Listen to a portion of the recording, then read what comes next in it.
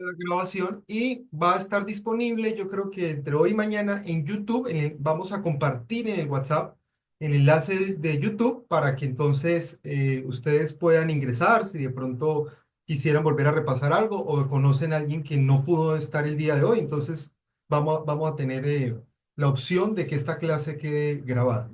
Vamos entonces a iniciar, queridos hermanos. El primer curso que tenemos a continuación, la primera parte de nuestro tema va a ser acerca de homilética. Homilética, que es el arte de predicar. Ese será el primer curso, así que tengamos todos listos nuestras agendas, lugares donde vamos a compartir y, perdón, donde vamos a escribir y vamos entonces a iniciar nuestro primer seminario. El arte de la predicación. Bueno, ya vamos a mirar más adelante que esto es una ciencia y esto es un arte, por lo tanto requiere de nuestra parte una mayor capacitación. La predicación, el poder de la predicación. Este curso de homilética, el arte de predicar. Entonces vamos a iniciar con nuestra primera clase. Hay que tener en cuenta que en total lo que tenemos en el plan y con la ayuda de Dios vamos a lograr son 7 clases. Estas clases van a ser cada 15 días, así que el próximo domingo no tenemos clase, lo volvemos a tener dentro de 15 días. Entonces son 7 domingos, 2 horas o quizás un poquito más es lo que vamos a tener. Entonces vamos a presentar el plan de estudio del curso de homilética rápidamente. La clase número 1 es Introducción a la homilética, que es lo que vamos a hablar hoy. Hoy vamos a hablar de lo que es homilética, la importancia de la predicación. Hoy el propósito es que aprendamos por ahora, en un principio, a diferenciar los tipos de sermones, un expositivo, temático, textual. Eso lo vamos a ver ahora, que cuando escuchemos un tema en algún momento sepamos, este es un sermón textual, este es un sermón expositivo, o cuando yo vaya a hacer alguno, por lo menos busque cuál de los tres se me facilita más predicar. Y también hoy vamos a mirar en la clase las cualidades de un buen predicador. En la clase número 2 vamos a estudiar cómo interpretar la Biblia para predicar. Por eso es que tenemos un libro allí, que ya ahorita mi esposa va a hablar un poquito más de los libros. No es obligatorio comprar los libros, que valen 35.000. O sea, no quiere decir que si usted está en este curso tiene que comprarlos, no. Pero aquellos que lo quieran comprar, pues uno de estos libros es esta clase número 2. O sea, en 15 días lo vamos a usar porque es necesario que tengamos algunas herramientas básicas de hermenéutica. Hermenéutica es una ciencia, es un estudio, es un tratado que trata de interpretar escritos antiguos. Y naturalmente la Biblia necesita tener leyes de hermenéutica, porque no vivimos ya en una cultura parecida a la de la Biblia. Tenemos un contexto cultural distinto, tenemos muchas cosas que han cambiado, aunque en esencia las cosas se mantienen igual. Hay situaciones que necesitamos conocer su contexto. Eso es lo que hace la hermenéutica. La hermenéutica tiene algunas leyes para que podamos aplicar a nuestro presente lo que podemos encontrar en los escritos antiguos, en este caso la Biblia. Por eso es que se hace necesario, o se hace más bien importante que podamos adquirir libros de hermenéutica.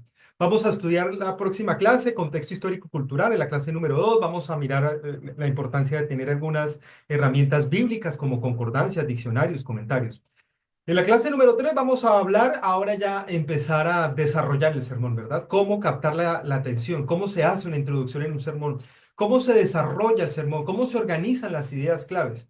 Y vamos a mirar en la clase número 3 cómo se hace un llamado, cómo se aterriza un sermón. Hay sermones que son maravillosos, pero no saben aterrizarlo.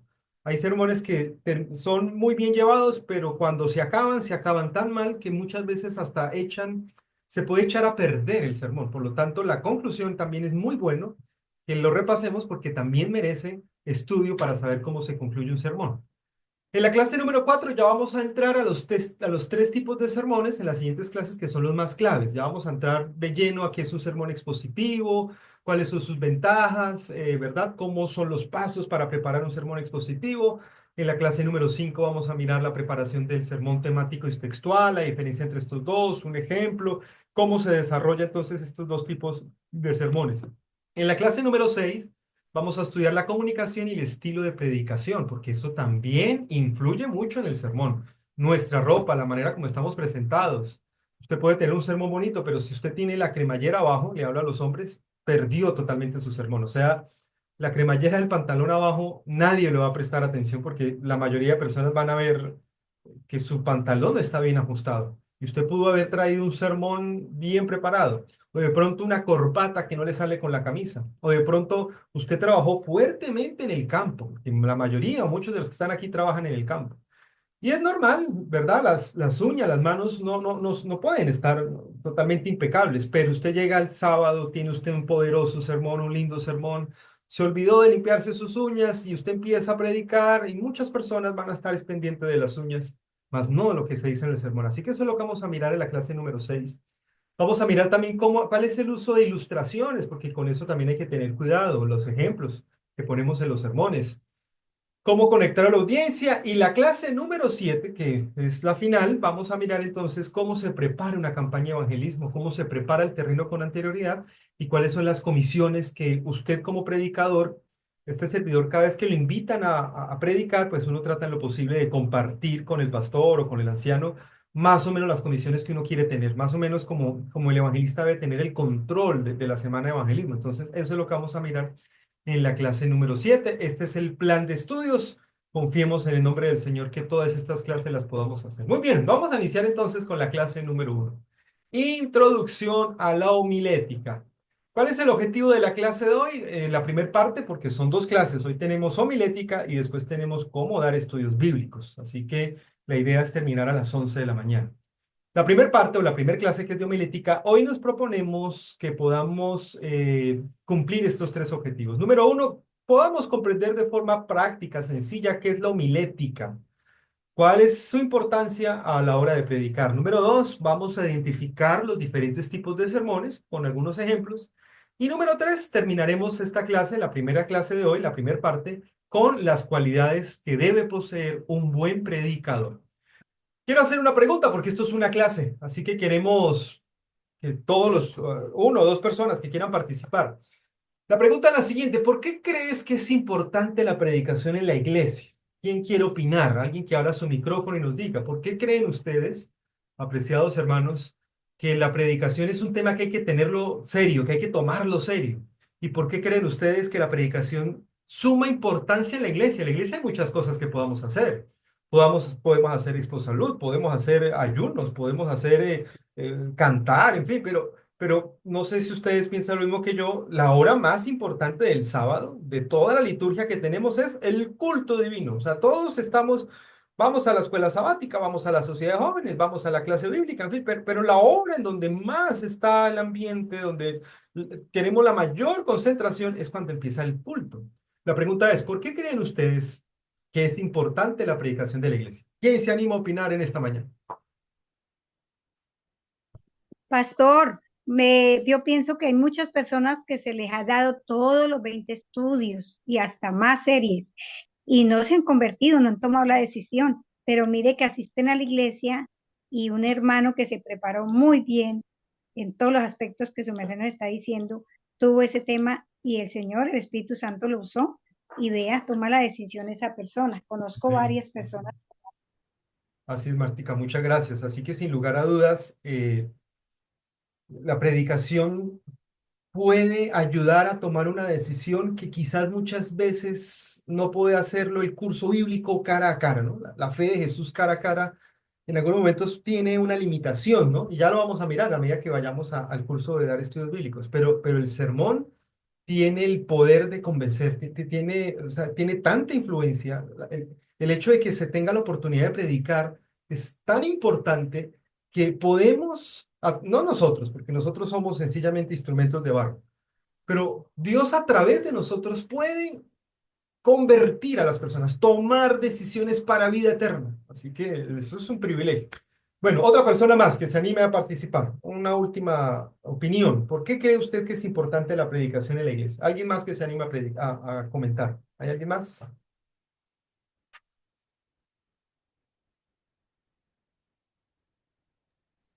Bueno, están todos tímidos en esta mañana. ¿Alguien va a decir algo? Pastor, digo que es, bueno, aquí la Sí, palabra. hermano Jorge, sí, sí, señor. No, yo pienso que la predicación es muy importante, es poderosa, ¿no?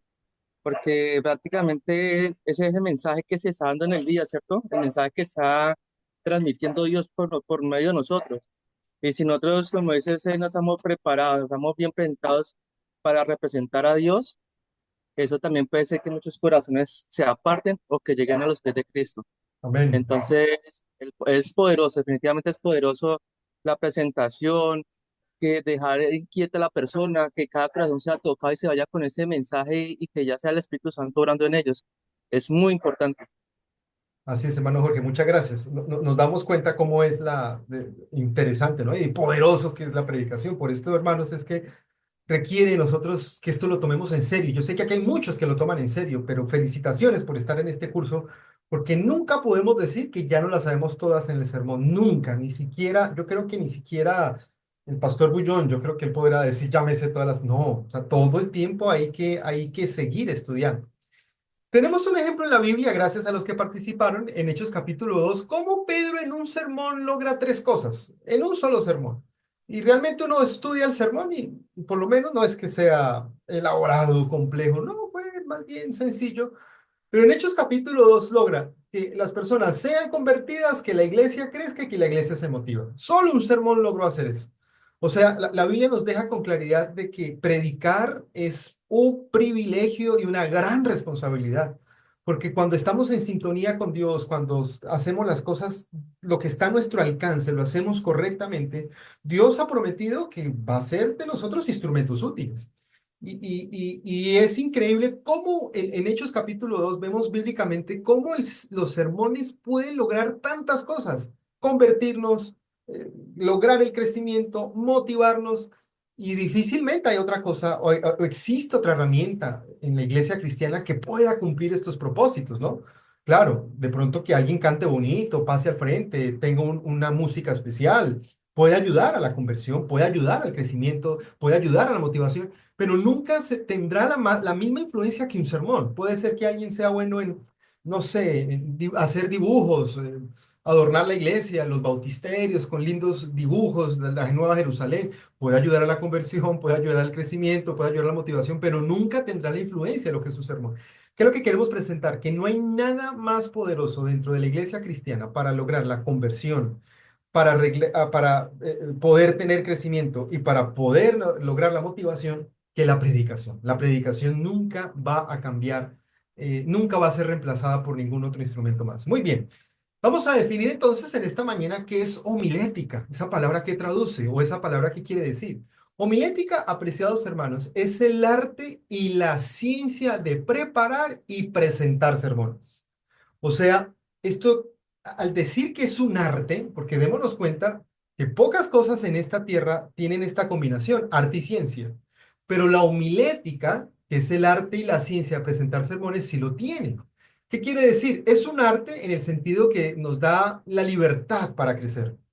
El arte no es algo rígido, el arte es algo que puede nacer desde nuestro interior, que nace de nuestras sensaciones, que nace de nuestras motivaciones. Alguien que pinta un cuadro, alguien que, qué sé yo, no sé qué otro arte puede decir, alguien que compone alguna canción. Casi siempre el arte no tiene reglas, ¿no? El arte fluye, el arte sale del interior. Bueno, resulta que la predicación, la homilética, que es la ciencia y el arte de cómo preparar sermones, es la enseñanza para preparar sermones, nos enseña también que es un arte. ¿Cómo así un arte? O sea, es algo que nace de nosotros. No puede perder nuestra identidad.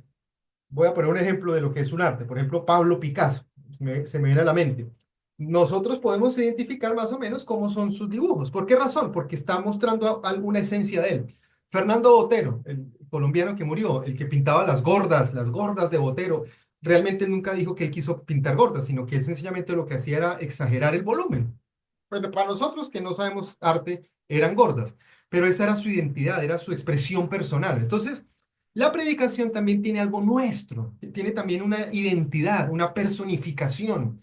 Por eso es que no queda bien que cuando yo vaya a predicar, yo me copie de cómo habla, cómo mira, cómo predica fulanito de tal, ¿no? Voy a dar un ejemplo, yo quiero predicar como el pastor Borri, entonces cuando voy a predicar, entonces trato como de imitar sus gestos, su palabra. No, ya perdería la importancia de la predicación, porque es que la predicación es un arte. Y al decir que es un arte, estamos diciendo que fluye dentro de nosotros, que tiene algo de nosotros. Pero también la homilética, apreciados hermanos, tiene una ciencia. La ciencia tiene reglas establecidas.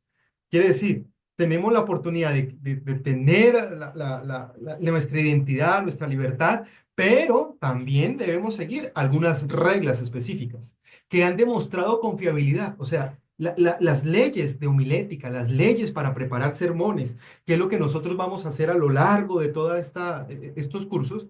Estas leyes han demostrado que son efectivas, o sea, han demostrado que nos ayudan a predicar mejor. Entonces, si seguimos las leyes, porque es una ciencia, si seguimos los pasos, los procesos para preparar sermones, nuestros sermones van a mejorar, porque ya están demostrados, ya están establecidos. Así que homilética, ¿qué es? Es el arte y la ciencia de la preparación de sermones. Es una frase muy sencilla, pero que involucra demasiados asuntos.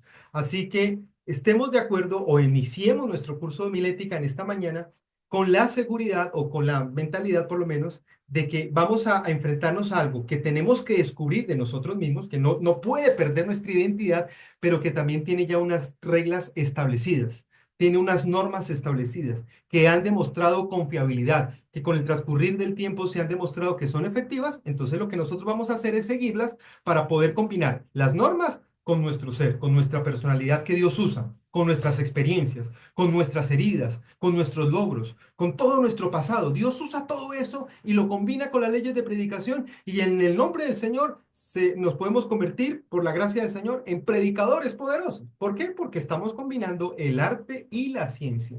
Por lo tanto, eso es homilética. ¿Cuál es el objetivo entonces de una predicación? Cada vez que ustedes y yo nos paramos al frente y vamos a predicar, debemos tener en cuenta que debemos cumplir tres objetivos. Número uno, tenemos que transmitir la palabra de Dios clara, y este es un término fundamental. Claridad. Yo puedo tener un buen sermón, pero si no lo transmito de forma clara, no estoy cumpliendo el objetivo.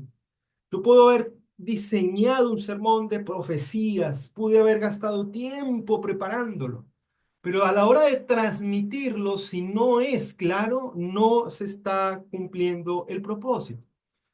Quiero compartirles algo muy personal.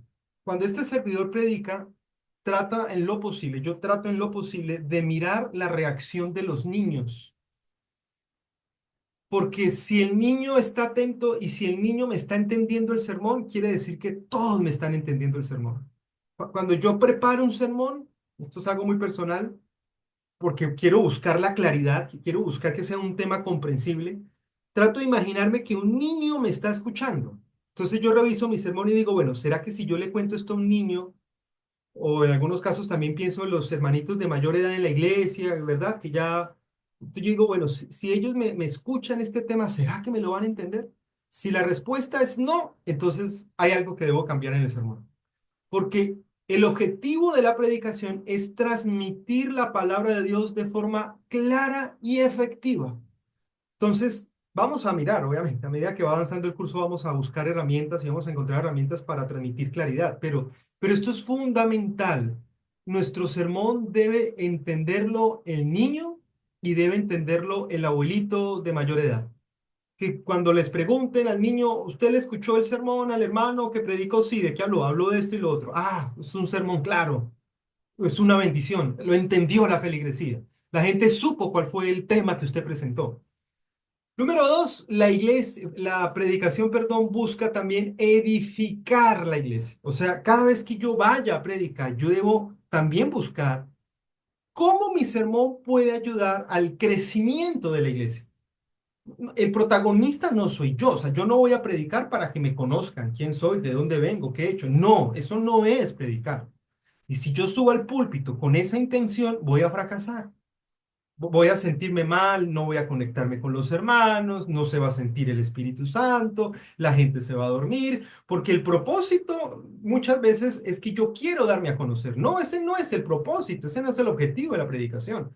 El objetivo es edificar a la iglesia. Entonces, cuando yo preparo un sermón pensando en cómo edificar a la iglesia, va a ser una bendición. Se cumple el objetivo. La gente va a decir, uy, gracias a este sermón aprendí a cómo orar una hora, por decir algo. O gracias a este sermón pude entender este pasaje que no lo leía y no lo entendía.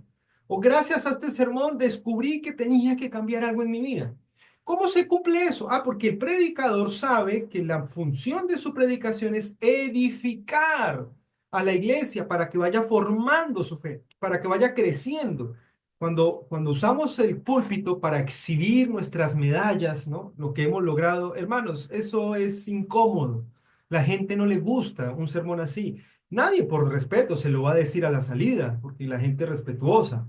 Pero muchas veces, si fuéramos sinceros, uno se incomoda con un sermón en donde la persona solamente se concentra en su vida, cómo educó a sus hijos, lo que sus hijos han logrado, lo que hace su esposo, lo que hace su esposa, lo que hace su mascota. Hay momentos en donde naturalmente podemos hablar de algo personal, pero es sencillamente una herramienta pequeña dentro del sermón, porque el objetivo es la iglesia, edificar a la iglesia, edificar a mi prójimo. Claro, algo que primero me edifique a mí, que sé que me va a ayudar para edificar a la iglesia. Y número tres, el tercer objetivo de la predicación es guiar a la congregación a que aplique la Biblia en la cotidianidad. Así que cada vez que ustedes y yo predicamos, también debemos tener en mente que hay un tercer objetivo. ¿Cómo aplicar lo que yo he dicho en su vida diaria? Mi sermón yo debo tener en mente que lo que voy a transmitir al hermano que recolecta café, al hermano que esa semana tiene que irse a un examen médico, a la persona que tiene esa semana que, no sé, tiene que cocinarle a la familia, esas personas deben salir del sermón, salir de la iglesia y decir, bueno, ahora voy a aplicar en mi cotidianidad este mensaje. El sermón me dio herramientas de cómo es que yo debo poner en práctica lo que se me ha enseñado. Por eso es que es tan importante la conclusión del sermón, porque es que en la conclusión del sermón es cuando usted da las herramientas, es cuando usted explica el cómo. La primera parte del sermón es el por qué hay que orar, por qué tenemos que ayunar, pero la conclusión es, bueno, ahora cómo hay que orar, ahora cómo hay que ayunar, aplicarlo, aterrizarlo, guiar a la iglesia para que aplique lo que se ha estudiado en su cotidianidad. Estas tres definiciones, estos tres objetivos del sermón, hermanos, deben ser claves. Nunca hay que olvidarlos. Y cada vez que ustedes y yo estamos preparando un sermón, constantemente revisemos estos objetivos y preguntémonos, bueno, estoy haciendo un sermón claro, voy a transmitir algo claro que los niños y los abuelitos me van a entender. Si la respuesta es sí, bueno, continúo. Este sermón que estoy preparando ayudará a edificar a la iglesia. El protagonista es Cristo y su iglesia. Sí, bueno, entonces voy a continuar. Este sermón estoy incluyendo en cómo aterrizar, cómo hacer práctica, cómo hacer práctico el sermón para que la gente salga con herramientas y pueda aplicarlo en su vida diaria. Sí, entonces cuando estos tres objetivos se cumplan, tengamos la completa seguridad, apreciados hermanos, que será un sermón inolvidable. Que la hermandad va a decir, pueden pasar los años, pueden pasar diferentes predicadores, pero ese sermón de ese día, de ese hermano, nunca lo olvidé. ¿Por qué, hermano? Porque me impactó. ¿Y por qué? Porque cumplió estos tres propósitos. Porque fue claro, porque edificó la fe y porque se le enseñó a cómo hacerlo. Entonces, cuando nuestros sermones cumplen estos tres objetivos, apreciados hermanos, tenemos la gran posibilidad de ser predicadores efectivos. Muy bien, vamos a hacer ahora otra pregunta. Esto es una clase para no solamente este servidor hablar. Quiero hacerles una pregunta. Y alguien, una o dos personas que se anime a hablar. ¿Han escuchado alguna vez un sermón que haya impactado su vida? No sé si de pronto tengamos alguien acá que diga, sí, mire, yo tengo un sermón que recuerdo, lo escuché, lo vi, qué sé yo, y mire, ese sermón fue el que me ayudó a tomar una decisión. ¿Alguien recuerda eso? ¿Alguien que se anime a contestar esta pregunta? ¿Has escuchado un sermón que te haya impactado? Y la otra pregunta es, ¿qué lo hizo especial? ¿Quién quiere compartir? ¿Quién quiere hablar? ¿Quién nos quiere decir si alguna vez ha tenido la oportunidad de sentirse impactado por un sermón? Yo, pastor. Hermano Alfonso, sí, señor. Pastor, de los primeros sermones que yo escuché hace unos 24, 25 años fue el pastor Alejandro Bollón. Y todavía me acuerdo del título de ese tema. El tema titulaba ¿Cómo queda la vida después del encuentro con Jesús? Y lo enfocó en el pasaje de Lucas 19, en la conversión de Zaqueo. Me impactó mucho que ese sermón prácticamente cambió mi vida. De ahí para acá yo fui un hombre diferente. Tremendo. Sí, Impactó sí. mi vida, cómo queda la vida después del encuentro con Jesús. La verdad es, de los temas que me han impactado, ese hermoso, pues muchos más, pero ese que yo recuerdo que me haya impactado y haya cambiado mi vida, ese. Gracias, hermano José. Ahora, mira algo interesante, casi 20 años y el sermón no se olvida. Es que ahorita vamos a mirar algo y a medida que vamos a analizar, nos vamos a dar cuenta que el pastor Bullón cumple uno de los objetivos que vimos anteriormente. Su mensaje es claro. Entonces, si hay algo que se facilite, que quede en la memoria, es la claridad. Es porque el pastor Bullón y grandes predicadores, los grandes evangelistas, pueden decirnos conceptos complejos, lo dicen con palabras sencillas, hacen como Jesús.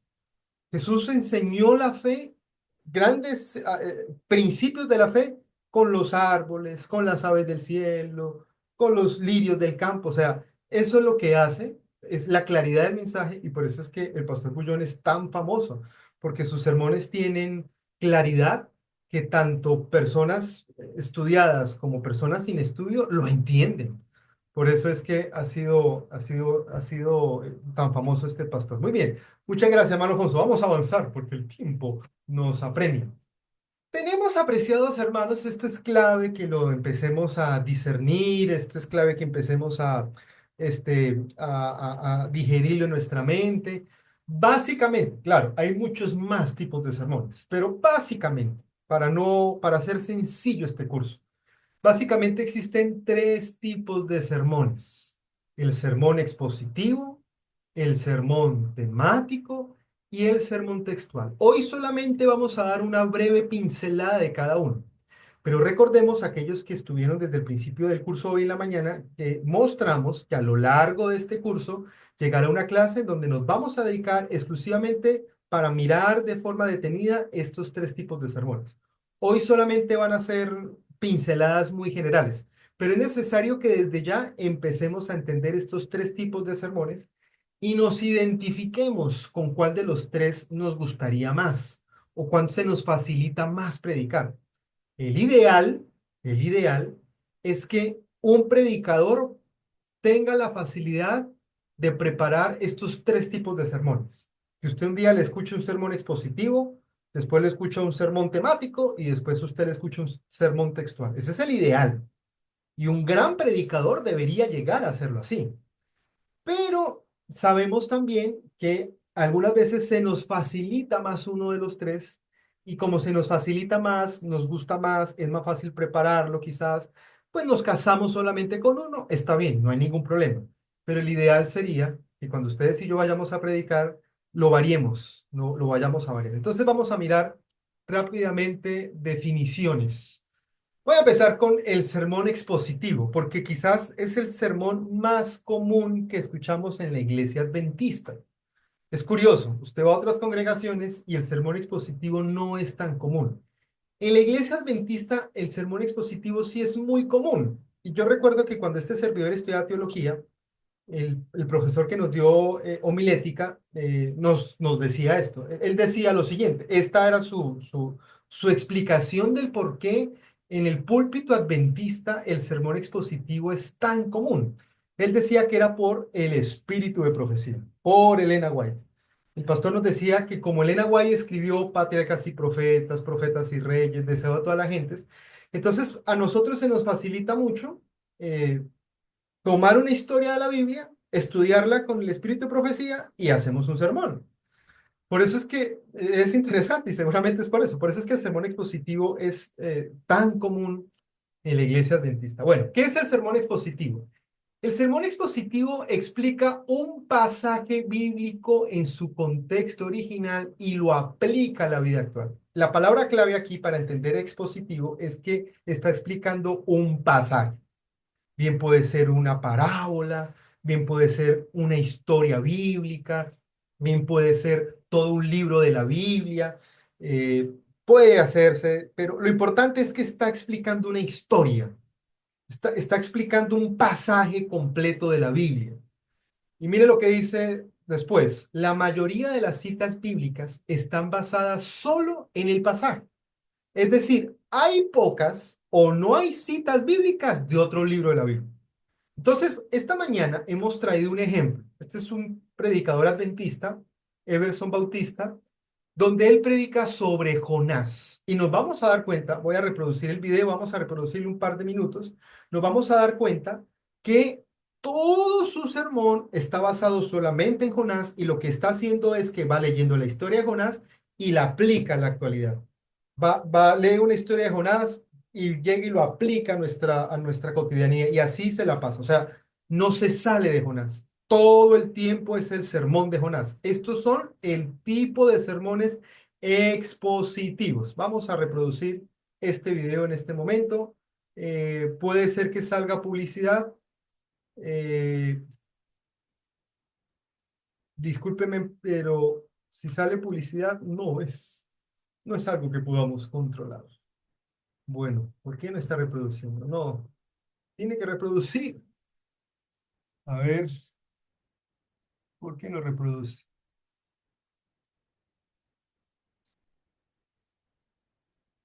Sermón expositivo. Bueno, ayer lo probé y sí reprodujo. ¿Por qué no puede? ¿Por qué no reproduce este video? Vamos a ver si, dejemos un tiempo a ver si empieza a reproducir.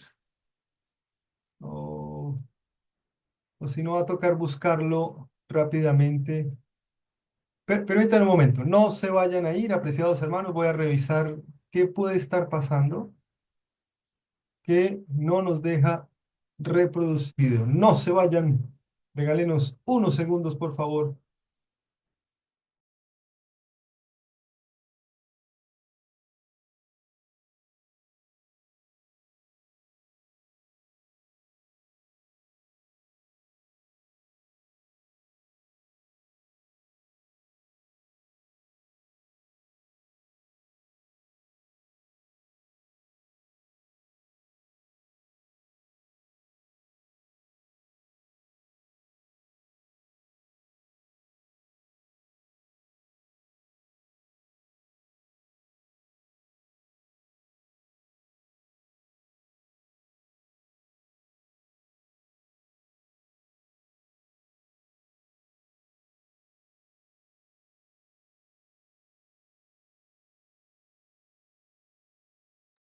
Bueno,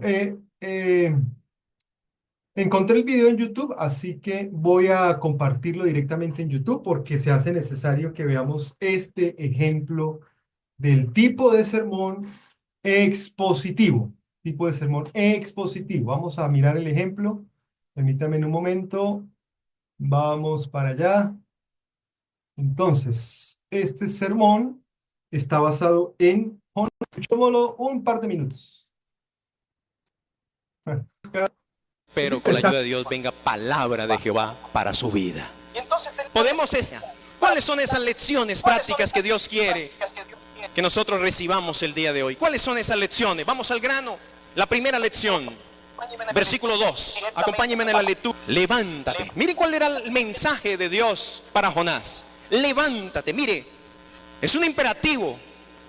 Ve a Nínive, a esa pequeña ciudad. ¿Dice la Biblia? ¿Qué dice la Biblia? ¿Están leyendo conmigo en la palabra de Dios? Directamente.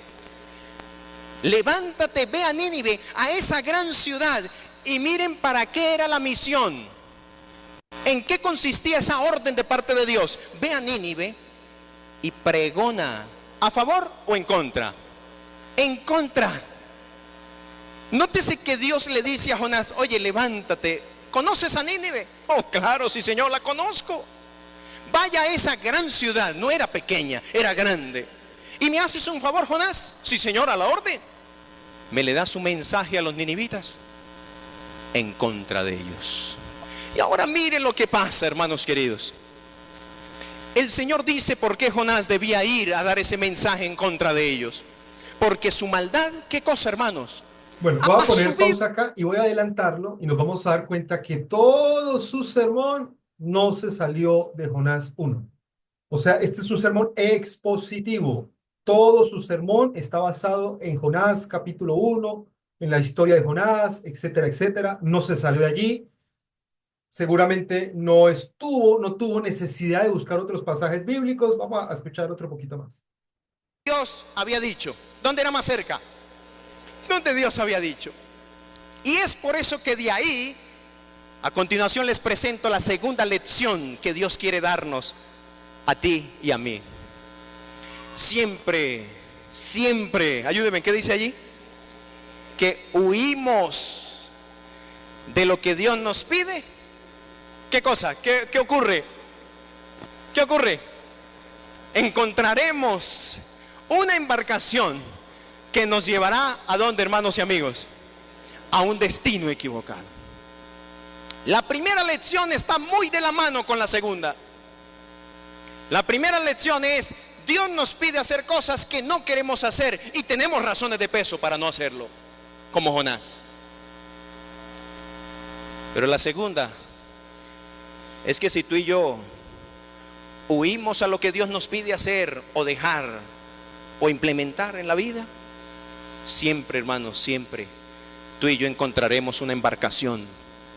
Pero déjame decirte una buena noticia, que no saldrá en el... Entonces, esperamos que haya quedado claro, apreciados hermanos, este tipo de sermones, el sermón expositivo, solamente se basa en una historia bíblica, toma los detalles, lo aplica, lo muestra, lo ejemplifica, ¿me hago entender?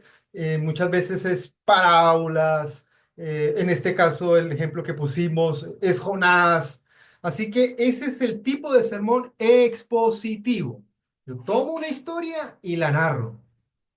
Cuando lleguemos, vamos a tener una clase exclusivamente para mirar estos tres tipos de sermones, pero hay que ser claros en algo. ¿Cuál es la ventaja del sermón expositivo?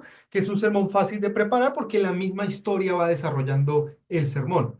¿Cuál es el desafío? Pues que todos ya conocemos la historia. O sea, si yo no lo presento bien, eh, la gente ya sabe cómo termina la historia de Jonás. La gente ya sabe que es la historia de Jonás. Entonces yo corro el riesgo de que la gente diga, ay, pero es que ya tantos sermones de Jonás. Vamos a hablar de Jesús y la mujer samaritana, un sermón expositivo, donde voy a explicar que llegó al mediodía, que tenía un cántaro, que Jesús le dice, la gente va a decir, pero eso ya lo he escuchado tantas veces.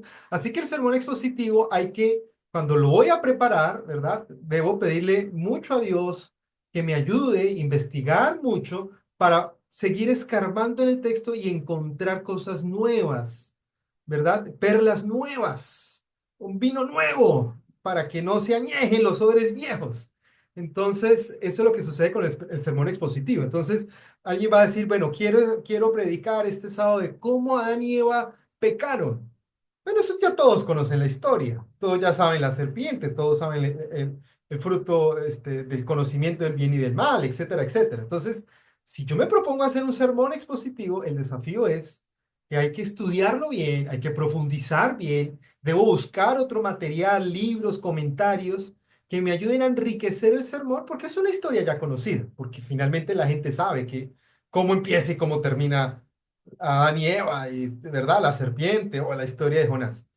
Voy a ver entonces ahora, permítanme un momento porque con la presentación no pude, no sé por qué no me salió. Vamos ahora a mirar el segundo tipo de sermón. Voy a compartir nuevamente pantalla, permítanme un momento. Tenemos entonces que en segundo lugar tenemos ahora el tipo de sermón. Permítanme, voy a compartir pantalla. Listo, estamos en los tipos de sermones. Vamos con este segundo tipo de sermón, que sobre todo es el que se facilita más cuando vamos a predicar profecía o doctrina. El sermón temático, sermón número 2. ¿Qué es el sermón temático? Se centra en un tema específico usando diferentes pasajes bíblicos. ¿Cuál es la diferencia con el expositivo? El expositivo solo usa un solo pasaje, una sola historia. Pero el sermón temático, yo quiero presentar un tema y para sustentar el tema que quiero presentar, uso diversos textos de la Biblia. O sea, hago un viaje a través de la Biblia. Ese es el tipo de sermón temático. Sustenta con varios textos bíblicos en diferentes pasajes la verdad que se plantea enseñar. Y sin lugar a dudas, si hay un maestro en sermones temáticos en la iglesia adventista, es Esteban Borr. Vamos a ver si el video aquí sí se me reproduce. Este es sermón de Esteban Borr. No quiere reproducir. Esteban Borr, voy a buscarlo en YouTube. Permítanme un momento, vuelvo. Me toca salirme de la presentación. Un momento, hermanos. Y vamos a mostrar este ejemplo. El pastor Borr casi todos sus sermones son temáticos. O sea, usted no va a encontrar al pastor Bor, puede ser que sí lo haya, pero no es su constante. La historia de Jonás, y no sale de Jonás, no, el pastor Bor no va a hacer eso. Pastor Bor, el ejemplo que tenemos acá es que él habla del juicio y empieza con varios textos de la Biblia, Antiguo y Nuevo Testamento, hablando acerca del juicio. Ese es el sermón temático. Está sustentando la idea de que existe un juicio y para sustentar esta idea, esta doctrina, esta enseñanza, toma entonces diversos pasajes de la Biblia. Ese es el sermón temático. Permítame en un momento, voy a buscarlo en YouTube, ya regreso, no se vayan por favor, regálenme por favor unos segundos.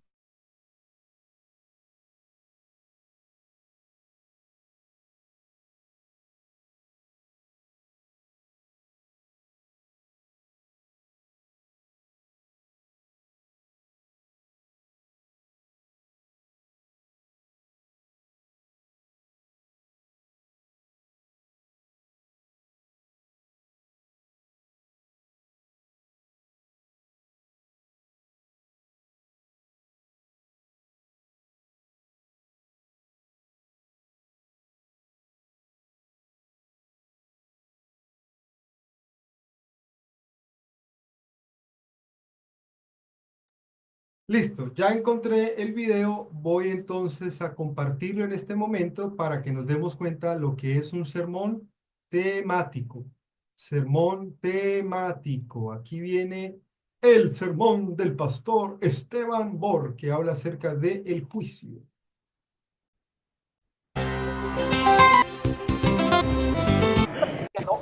Que tenía el evangelio eterno para predicarlo a los moradores de la tierra, a toda nación, tribu, lengua y pueblo. ¿Todavía está la puerta de la gracia abierta? ¿Todavía hay oportunidad de salvarse? ¿Para qué se va a proclamar el evangelio eterno a todo el mundo si ya la puerta de la oportunidad se cerró? Es para que la gente responda y se salve. Así que tenemos aquí la predicación del evangelio eterno a toda nación, tribu, lengua y pueblo. Y luego noten el versículo 7, diciendo a gran voz, temed a Dios y dadle gloria, porque la hora de su juicio llegará. Ah, muy bien, están leyendo, gloria a Dios. No dice la hora de su juicio llegará, sino que dice la hora de su juicio ha llegado. Yo pregunto entonces, ¿el juicio comienza mientras se está predicando el evangelio eterno, sí o no? Claro que sí. Es decir, el juicio comienza antes de que Jesús venga, antes de que se cierre la puerta de la oportunidad, porque este primer año ha llegado y es en el contexto de la predicación del evangelio eterno. Es decir, el juicio comienza antes de la segunda venida de Jesús, comienza en realidad antes de cerrarse la puerta de la oportunidad para la salvación. Ahora queremos preguntarnos, ¿a dónde se realiza ese juicio? ¿A dónde se desempeña ese juicio? Vayan conmigo al libro de Daniel, el capítulo 7. Daniel, el capítulo 7, y voy a leer los versículos. Entonces, ahora, ¿qué es lo que sucede? Va a otro pasaje de la Biblia porque está sustentando un tema, el juicio. Este es el tipo de sermón temático. Viajo por la Biblia en diferentes pasajes porque estoy sustentando una doctrina, estoy sustentando una enseñanza, estoy sustentando una doctrina, ¿no? Eso tiene un nombre, pero se me escapó. Entonces, este es el tipo. Daniel Aquí, por ejemplo, 7, 9 y 10. Ya descubrimos que todos ahora nosotros... después se va para 2 Corintios 5:10. No sé si queda claro. ¿Está claro, apreciados hermanos, lo que es un sermón temático? Sermón temático usa varios textos de la Biblia porque lo que queremos sencillamente es sustentar nuestra idea. ¿Cuál es el objetivo? Que yo no me case con un solo tipo de sermón. O sea, me invitaron a predicar y lo único que sé son temáticos. No, sino que también diga, bueno, voy a desafiarme y voy a hacer un sermón expositivo. O la próxima vez digo, bueno, voy a desafiarme y quiero hacer un sermón temático. Entonces, estos son los tipos de sermones. Vamos ahora con el tercer tipo de sermón. Vuelvo a compartir pantalla un momento, por favor. El tercer tipo de sermón que tenemos ahora es es el tipo de sermón textual. A ver, ¿por qué no pasa la diapositiva? Textual. Tipo de sermón número... Ah, y ahora no quiere pasar la presentación. El sermón, aquí está. El sermón textual. ¿Qué es un sermón textual? Basa el sermón en un solo versículo, máximo dos. O es más, basa su sermón en una sola frase de la Biblia y lo que hace es excavarlo profundamente, trayendo nuevas verdades y aplicándola al presente. Ese es el sermón textual. No sé si usted ha visto personas que predican así. Solamente leen un solo versículo y de ahí no se salen. Ahí desarrollan todo su sermón. Ahí buscan aplicaciones, buscan ejemplos, profundidad. Puede ser que se tome otro texto, puede ser que de pronto se haga mención de algún pasaje de la Biblia, pero la mayor parte del sermón no se sale de un solo texto. Por eso se conoce como el sermón textual. Y el maestro de los sermones textuales en la iglesia adventista es Alejandro Bullón. Pastor Bullón es su tipo de sermón casi siempre cotidiano es el textual. Solamente lee uno, dos versículos y ahí arrancó su sermón. Y de ahí no se sale. Ese es el tipo de sermón textual. Bueno, quiero poner un ejemplo, pero como no me está funcionando acá, voy a salirme un momento, voy a buscarlo en YouTube y ponemos este ejemplo del Pastor Bullón, porque el Pastor Bullón, como decíamos hace un momento, es el maestro de los sermones textuales. Permítame en unos segundos, por favor, voy a buscar este sermón en YouTube.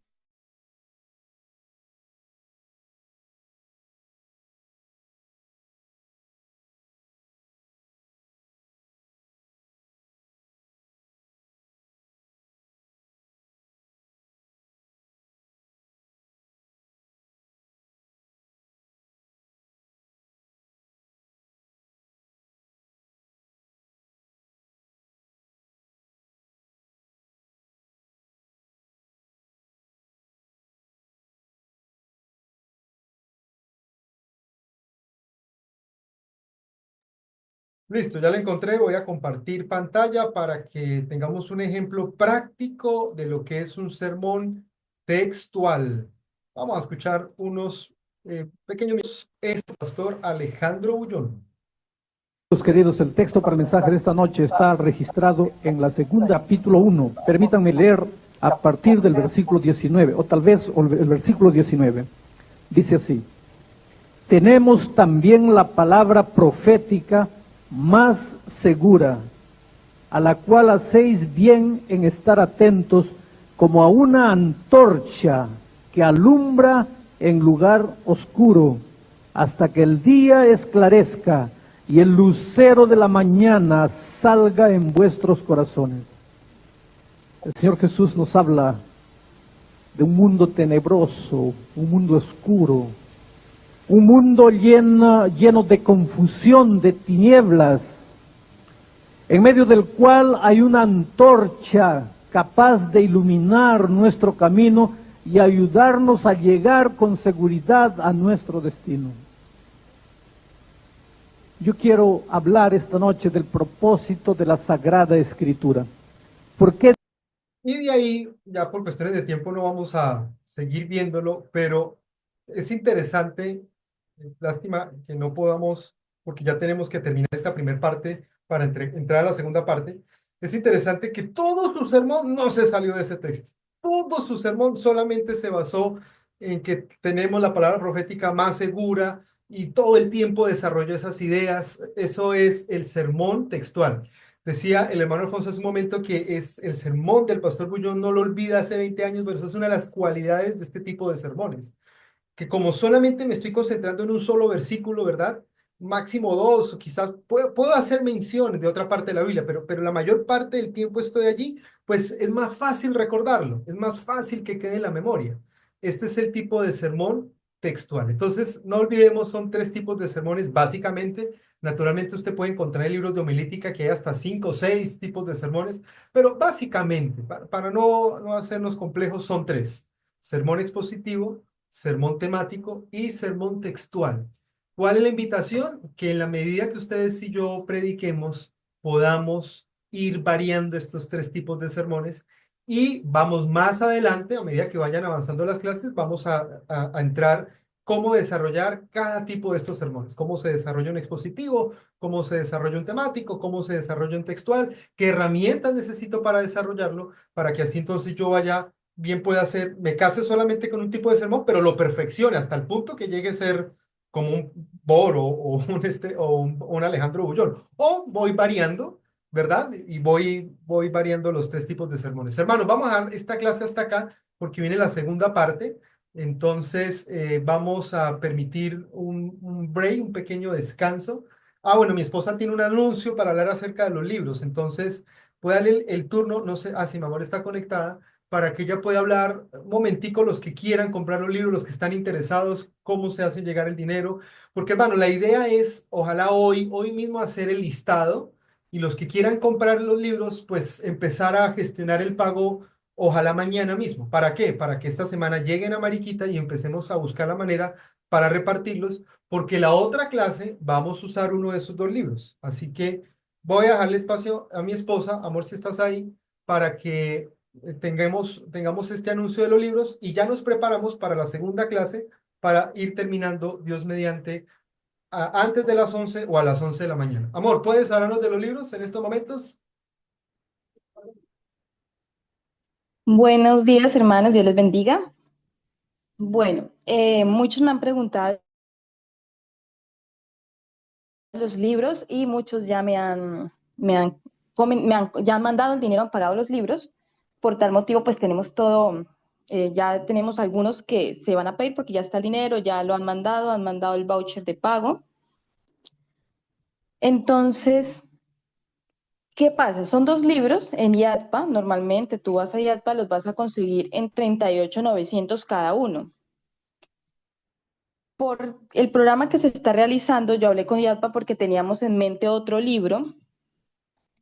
Nos dijo, bueno, porque no nos comunicamos bien, les vamos a hacer les vamos a ayudar y les vamos a vender los dos en 35.000 pesos, que es el valor que ustedes tienen en el curso. Yo le dije, bueno, muchas gracias, pues son dos libros, son muy buenos, nos saldrían, por pago de uno nos saldrían dos. Yo sé que hay algunos, me han escrito y me dicen, pero yo ya tengo uno de los dos libros. Si se compra solo uno, sale por el valor que nos lo dicen allá en IATPA. Entonces, si compran los dos, pues guardan el que les llegó, el que ya tenían, y yo les dije, pues si ustedes quieren, lo pueden ofrecer después y venderlo, y con eso pues pueden lograr recuperar la mitad de lo que no sería recuperar, porque sería ganancia, ya que están dando dos por el precio de uno. Entonces, ya algunos los han comprado, ya algunos han mandado el dinero.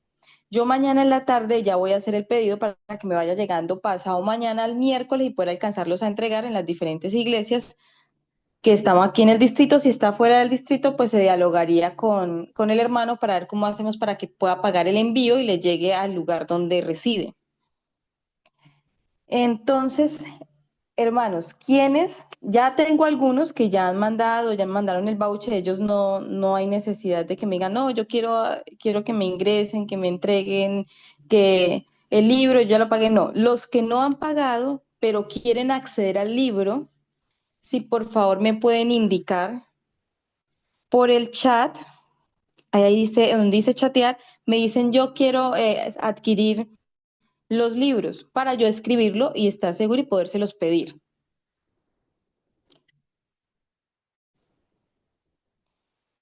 Entonces, o si de pronto pueden abrir el micrófono y me pueden decir, me dicen nombre, la iglesia, si es del distrito Mariquita. Si no es del distrito Mariquita, entonces el distrito, porque pues no sabría, para poderlos anotar. Hermana Paola, yo quiero los dos libros, pero es que se me ha olvidado la consignación. Listo. Ya acá lo anoté. No hay problema. Mañana pueden hacer la consignación. Entonces ya el hermano Alfonso, algún otro hermano. Hermanita Paula, los míos, es tan amable. Listo, hermanita Marta Ruth. A lo cabildo. Listo.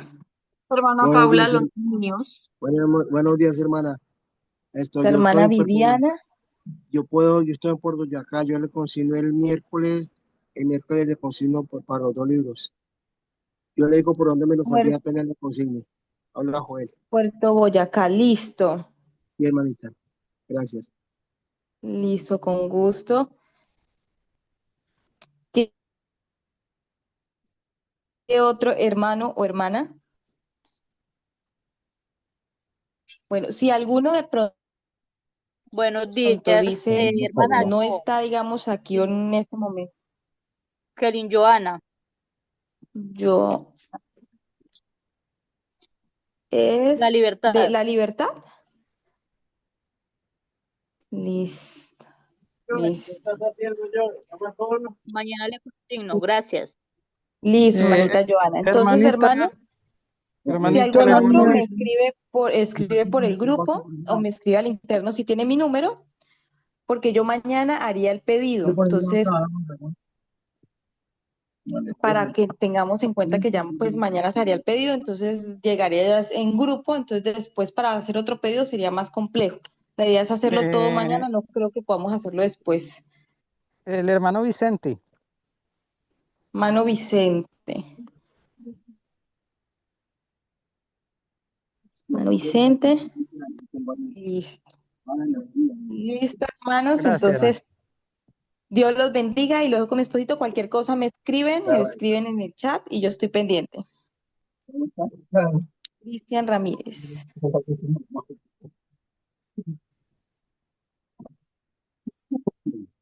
Bueno, Listo. muchas gracias. Vamos entonces con la segunda parte de la capacitación en el arte de dar estudios bíblicos. Cómo dar estudios bíblicos, cómo ayudar a las personas a tomar decisiones para la vida eterna. Vamos entonces nuevamente a compartir pantalla para para esta segunda parte de nuestro seminario. La idea es terminar, ojalá Dios mediante, antes de las 11 de la mañana. Este es el plan, 2 horitas, de 9 a 11 de la mañana.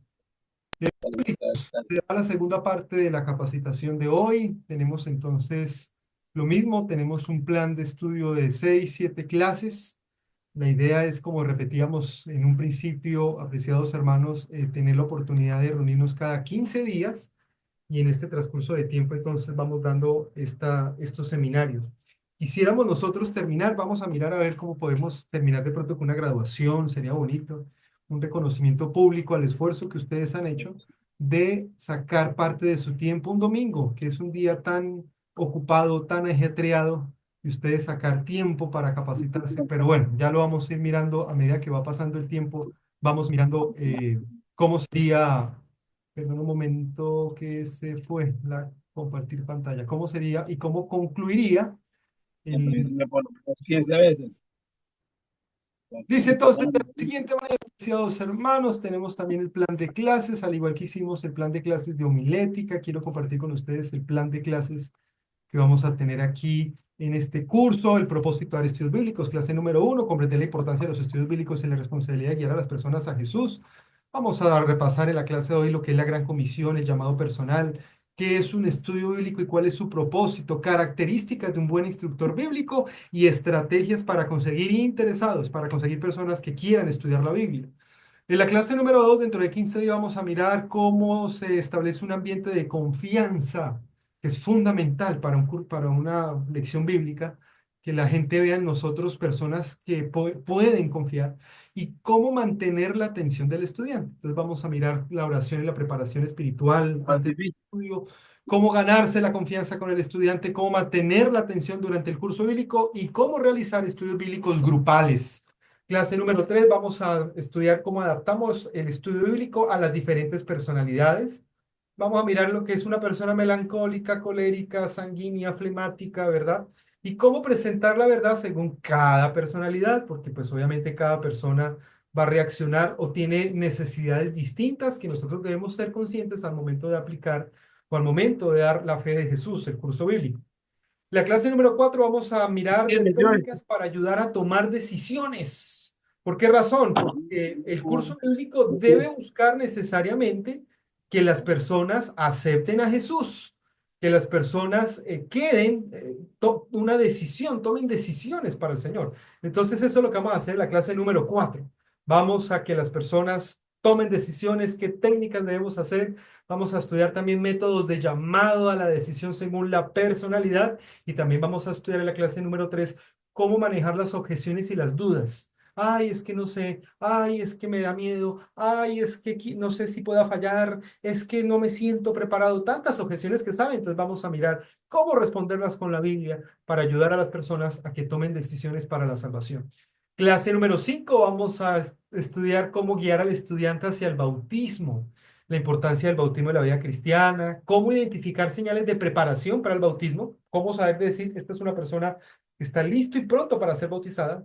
Tercero, vamos a mirar métodos para fortalecer la decisión, y ante todo vamos a darnos cuenta que el instructor bíblico número 4 debe ayunar, debemos ayunar cada vez que estamos dando un curso bíblico y orar, porque esto es un conflicto espiritual. Mire, lo que decía la lección de escuela sabática de hoy, con la historia de Daniel, ¿no? Que hubo ese conflicto cósmico, que en el momento que Daniel entra en pánico por ver la visión de las 70 semanas, ¿verdad? Y que por 3 semanas hace como que es un bajón de ánimo, una especie de ayuno, pero hay un conflicto cósmico alrededor de él que quizás él ignora. Es que hay un conflicto, ¿no? Nuestros ojos espirituales se abrieran cada vez que damos una fe de Jesús. Nos asustaríamos de ver cómo hay un conflicto en ese momento, cómo Satanás y sus ángeles están luchando para que las personas no tomen decisiones, y cómo está de nuestra parte el Señor para ayudarnos a que las personas acepten a Jesús. Por eso es que en la clase número 5 vamos a darnos cuenta, y a lo largo de todas estas clases, la importancia de la preparación espiritual del instructor bíblico, la importancia de que ustedes y yo vayamos con total consagración al Señor para que Cristo pueda ganar, ¿no? No prevalezca el nombre del Señor y más almas se ganen para el reino de los cielos. Clase número 6, terminamos. Este curso solamente tiene 6 clases. El de homilética tiene un curso más. El de ministerio personal tiene solamente 6. Y la clase número 6 es cómo discipular a los nuevos creyentes, la importancia del discipulado después del bautismo, estrategias para mantener la fe y evitar la deserción, cómo integrar a los nuevos creyentes en la iglesia, asignación de amigos espirituales y cómo involucrarlos en los ministerios. Eso es lo que vamos a estudiar en lo que tiene que ver en cómo dar estudios bíblicos. Vamos entonces con la clase número 1. Vamos a empezar con la gran comisión. Vamos a analizar, vamos a la raíz de todo esto, vamos a entender por qué tenemos que ser misioneros, por qué tenemos este llamado, y a entender que esto no es una opción. O sea, esto no es si tú quieres o no quieres, no. Esto es una palabra que va a sonar quizás dura, pero esto es una obligación, es un deber. Tenemos que compartir nuestra fe, esto no es opcional.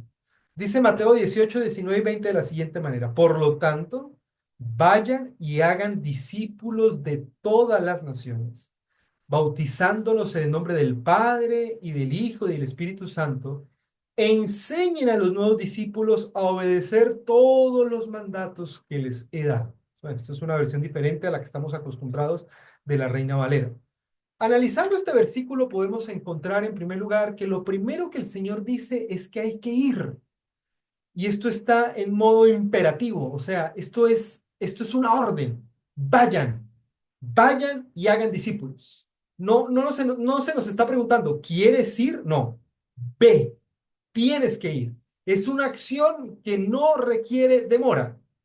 Cada creyente, cada feligrés de la iglesia adventista, el hecho de que ustedes y yo tengamos un conocimiento, el hecho de que entendamos cuál es nuestra posición en el gran conflicto, qué significa tener el mensaje de los 3 ángeles que van a contrarrestar lo que va a ser la bestia y la imagen de la bestia que quiere sellar, quiere oprimir a la humanidad para que nadie pueda comprar ni vender, y cómo el mensaje de los 3 ángeles contrarresta esa opción.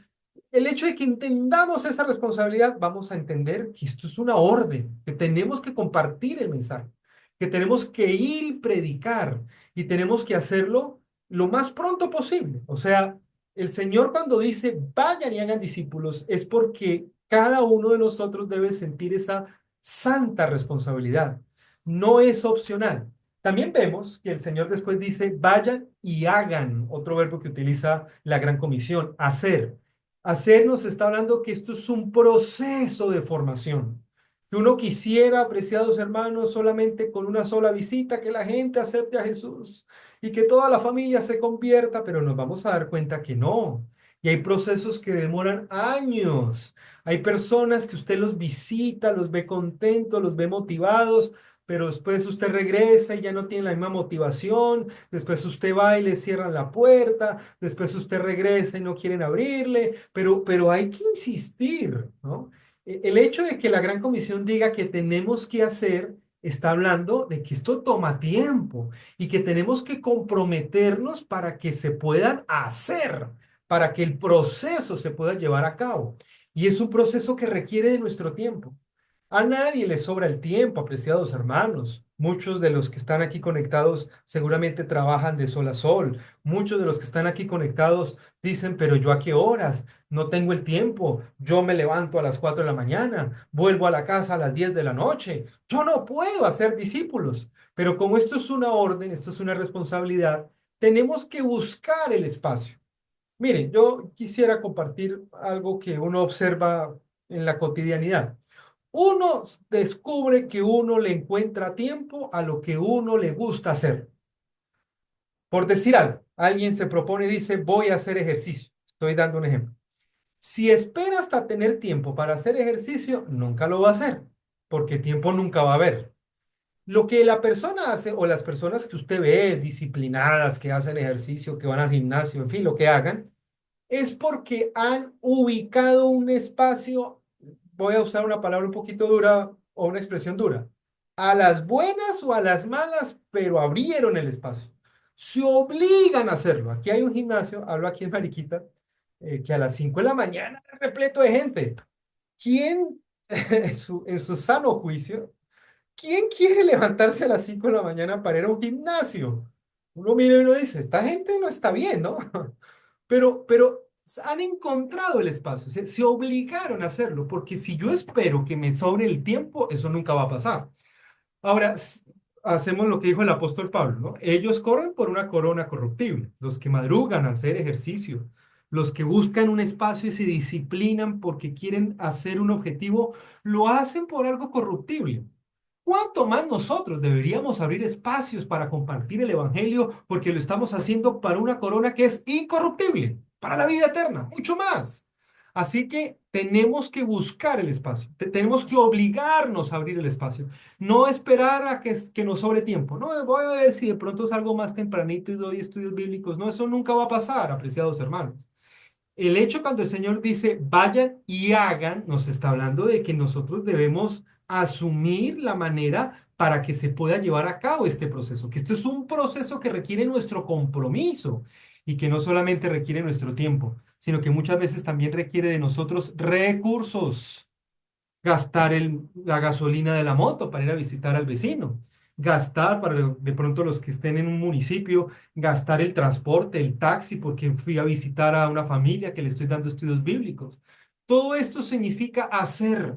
O sea, esto no tiene por qué sorprendernos, esto no debería ser ajeno a nosotros. Si en algún momento tenemos que sacar de nuestros recursos, porque estamos dando la fe de Jesús, porque estamos visitando a alguien, amén. O sea, hermanos, nadie debería sentir esto como un gasto, sino como una bendición, porque estamos cumpliendo la orden del Señor. Y también muchas veces requiere de sacrificio y de abnegación.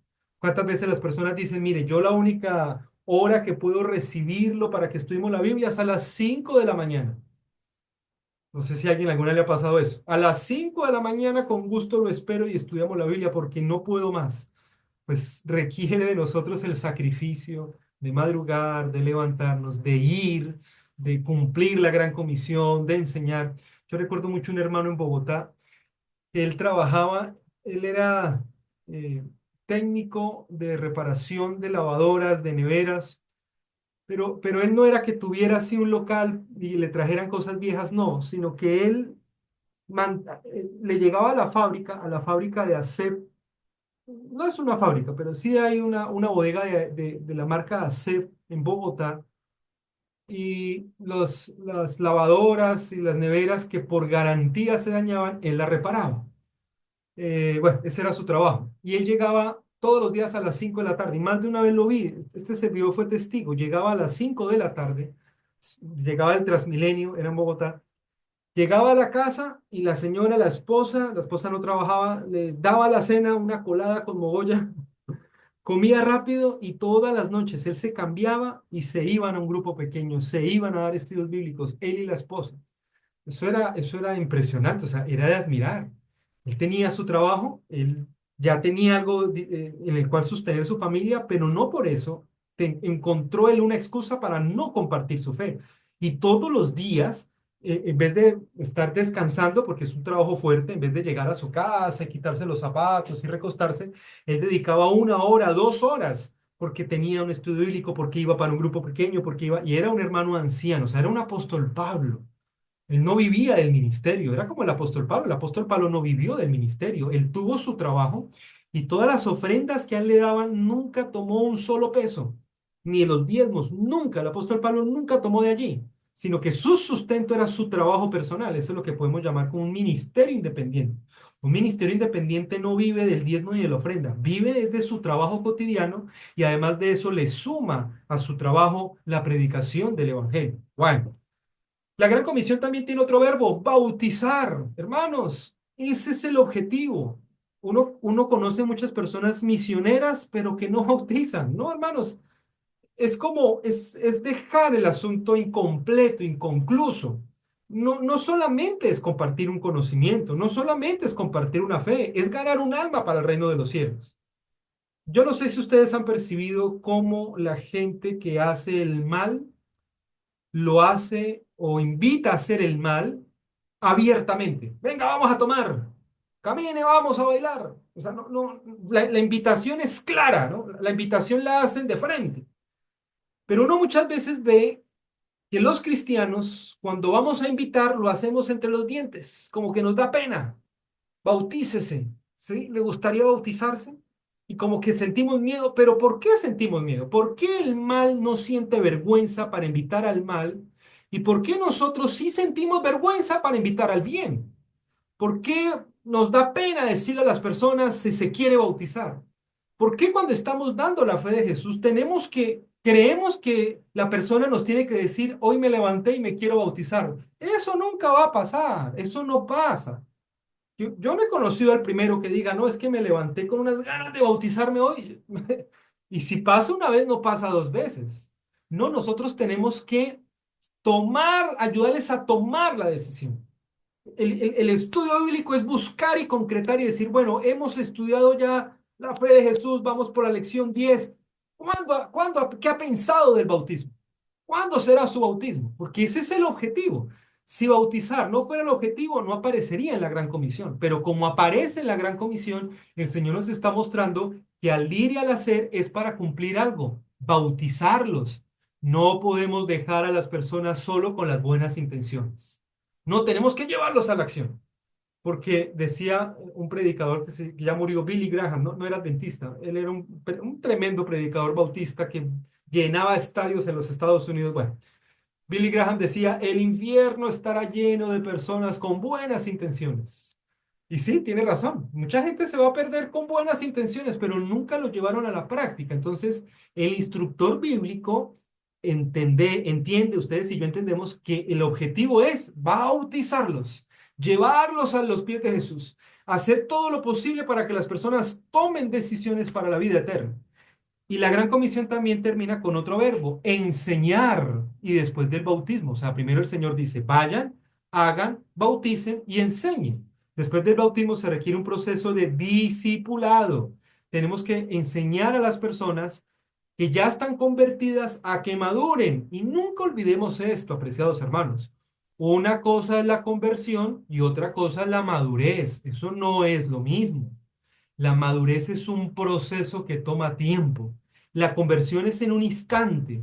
La persona dice, sí, quiero ser bautizado, quiero ser bautizada. Gracias, hermano, porque usted me ha mostrado y me está invitando a bautizarme. Quiero ser bautizado, pero se bautiza y todavía tiene aretes. ¿Falló su conversión? No, no falló su conversión.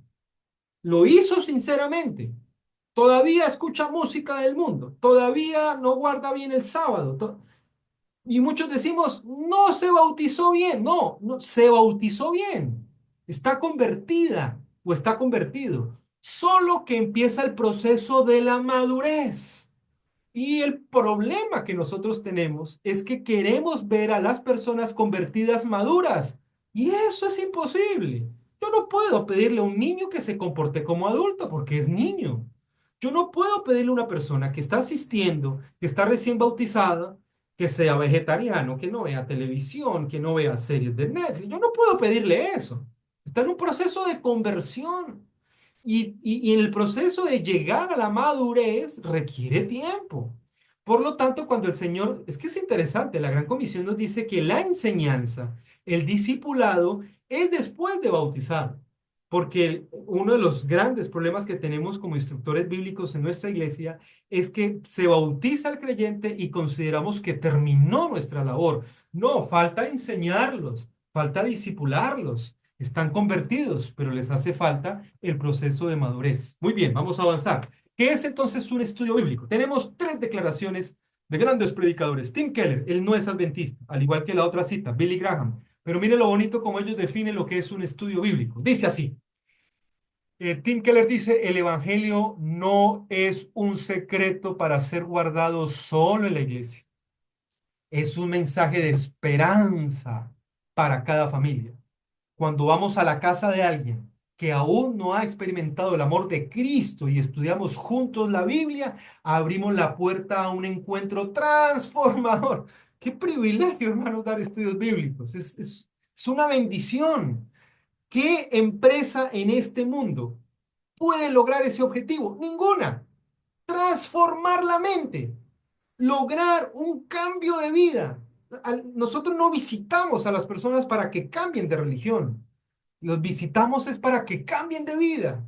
Por lo tanto, el hecho de que el Señor nos dé la oportunidad de dar un estudio bíblico es un privilegio, porque tenemos ese lindo objetivo, transformar. Y sigue diciendo, en esos momentos íntimos donde la palabra rompe el hielo del escepticismo y enciende el deseo de buscar la verdad. Eso es un estudio bíblico. Romper el hielo de las dudas, de la incredulidad y encender la llama de la fe en el corazón de la persona y el deseo de que encuentre la verdad y que descubra que la verdad es espiritual, que la verdad es Cristo. La verdad no es la política, la verdad no es la economía, la verdad no son los extraterrestres. Hay tantas creencias, pero qué privilegio usted llegar y sentarse en la casa de alguien y mostrarle que la verdad es Cristo. Eso es una maravilla, eso es un privilegio. Billy Graham definía un estudio bíblico, otro predicador, el que les decía hace un momento, hizo cruzadas por el mundo llenando estadios. Él era bautista, decía así: nuestra fe se fortalece cuando la compartimos con otros. Dios no nos salvó para que guardáramos el evangelio para nosotros mismos, sino para que lo lleváramos a un mundo que desesperadamente necesita esperanza. Y me llama la atención esta última declaración. Desesperadamente, la gente está desesperanzada. La gente necesita esperanza. La gente se da cuenta que no puede confiar en lo material, que no puede confiar en el hombre. La gente se da cuenta que eso los decepciona y la gente queda entonces sin esperanza. Entonces, cuando llega el instructor bíblico, dice, no, es que la esperanza es Cristo. La esperanza es un ser que vino y murió en la cruz del Calvario, no el hombre, no lo material, porque la polilla corroe, el óxido lo daña, no, es Cristo. Y sigue diciendo, no tengas miedo de hablar de Cristo. Él es la mejor noticia que alguien puede recibir. ¿Cómo definió la señora White lo que es el estudio bíblico? Ministerio de Curación, página 106. Dice así: cada cristiano debe ser un misionero. No es suficiente que la luz brille solo en las iglesias. La luz debe brillar en todos los hogares, en cada vecindario, en cada ciudad. Todos debemos ir donde los no creyentes están y con amor y mansedumbre. Miren qué lindas características. Amor y mansedumbre. Presentarles a Cristo, no con espíritu de crítica, no con espíritu de superioridad, no con decir es que yo soy santo y tú eres un pecador, ven a estudiar la Biblia. No, nadie nos va a recibir un curso bíblico así, nadie.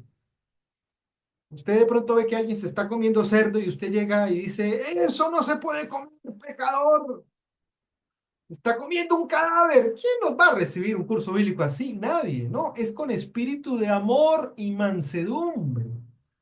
Como tenemos que dar la fe de Jesús. Y sigue diciendo, presentarles a Cristo, así como Cristo vino a buscar y a salvar a los perdidos, así debemos nosotros ir a las personas que aún no conocen la verdad. Hermanos, es un privilegio ser instructores bíblicos. Es la mejor empresa que el ser humano puede asumir. Es la mayor bendición, la mayor satisfacción. Y si de pronto hay alguien que está conectado en este curso, que nunca ha tenido la oportunidad de estudiar con una familia, estudiar con alguien, pues el objetivo es que empecemos a hacerlo lo más pronto posible.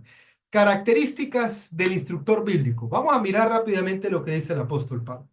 Porque si hay un instructor bíblico ejemplar para nosotros, pues es Pablo, como decíamos hace un momento. Él nunca dejó su oficio, nunca dejó su trabajo y sin embargo viajaba y fundaba iglesias tremendo. Él nunca fue pago por la iglesia. Los pagos por la iglesia eran los otros apóstoles. Y él mismo dijo más de una vez, sobre todo en la iglesia de Corinto, que era el que quizás más habló de este asunto, él mismo dijo que él también podía haber recibido el pago de los apóstoles, pero que él deliberadamente renunció a eso, que él también podía comer del altar, porque él también predicaba el evangelio, pero que él tomó la decisión de no ser carga para nadie, no ser carga para ningún hermano, no ser carga para la iglesia, de no renunciar a su trabajo y por lo tanto predicó el evangelio, ¿verdad? Y yo diría que hizo más por la extensión del evangelio que lo que hizo los apóstoles que sí eran pagos por el evangelio. Esto es interesante. El que no era pago hizo más por los que sí eran pagos. Y hermanos, no vamos a decir mentiras. Hoy en día sigue cumpliéndose este principio. No vamos a decir que no pasa, pero casi no es común que un pastor organice un grupo pequeño. Casi no es común que un pastor crea una nueva iglesia. No, lo que es común, no voy a decir que no sucede, puede ser que suceda, pero la mayoría de veces los que forman iglesias, los que forman grupos pequeños, son nuestros hermanos laicos, son ustedes. Esto es interesante. ¿Por qué? Bueno, obviamente habrá una explicación, pero lo que queremos quedar es que el apóstol Pablo es un ejemplo tremendo. O sea, es un ejemplo donde todos deberíamos cuestionar, y yo me cuestiono, ¿no? En lo personal, si yo no recibiera pago, ¿yo qué estuviera haciendo? Yo no sé, ¿no? No podría decirlo porque yo podría tener una respuesta mental, pero como no estoy en esta circunstancia, no sé qué decir. Pero hermanos, yo sé que aquí muchos tienen sus trabajos. Hablo de nuestro ejemplo. Nunca abandonó su trabajo y cumplió la misión. Bueno, ¿qué dice el apóstol Pablo de que lo que él tenía en su corazón para que fuera tremendo instructor bíblico? Romanos 1:14 en adelante dice así: a griegos y a no griegos, a sabios y a no sabios, soy deudor. Así que en cuanto a mí, pronto estoy a anunciaros el evangelio también a vosotros que estáis en Roma, porque no me avergüenzo del evangelio, porque es poder de Dios para salvación a todo aquel que cree, al judío primeramente y también al griego, porque en el evangelio la justicia de Dios se revela por fe y para fe, como está escrito, mas el justo por la fe vivirá. Aquí en este pasaje nos damos cuenta de lo que motivaba a Pablo para hacer la obra que él hacía. En primer lugar, él dice, es que yo soy deudor.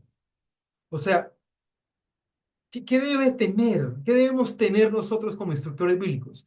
Un sentimiento profundo de deuda, de decir, no, Dios ha hecho tanto por mí, que lo que yo estoy haciendo es sencillamente algo ingratitud. Yo soy deudor. Pablo, ¿por qué viajas tanto? Ni siquiera se casó, ¿no? También algo interesante. ¿Por qué haces tanto sacrificio?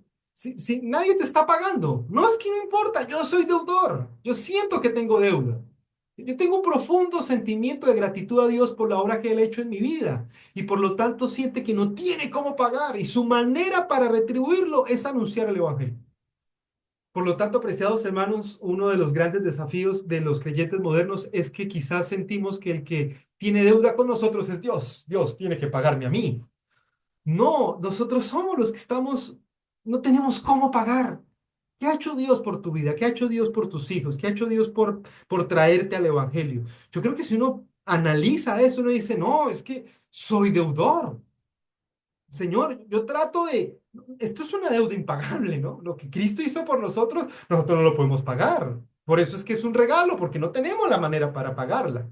Pero quizás vamos a retribuir en algo, si es que cabe el término de retribución, predicando el Evangelio. Yo soy deudor. Y eso era su motivación. Esa es la característica entonces de un obrero bíblico. También nos decía en Romanos 1 que por lo tanto él dice, pronto estoy para compartir el Evangelio. O sea, él dice, esto es algo prioritario para mí. Y como decíamos hace un momento, no era el sustento de su trabajo. Pablo no recibió el pago por lo que hacía. Pero sin embargo, él decía, yo como tengo una deuda, mi Señor ha hecho tanto por mí, pronto estoy, que Dios cuente conmigo, que me envíe a donde Él quiera, que me presente las personas que Él quiera presentarme. Yo no me voy a negar. Yo le he hecho un pacto con Dios para decirle, Señor, yo pronto estoy para compartir el Evangelio.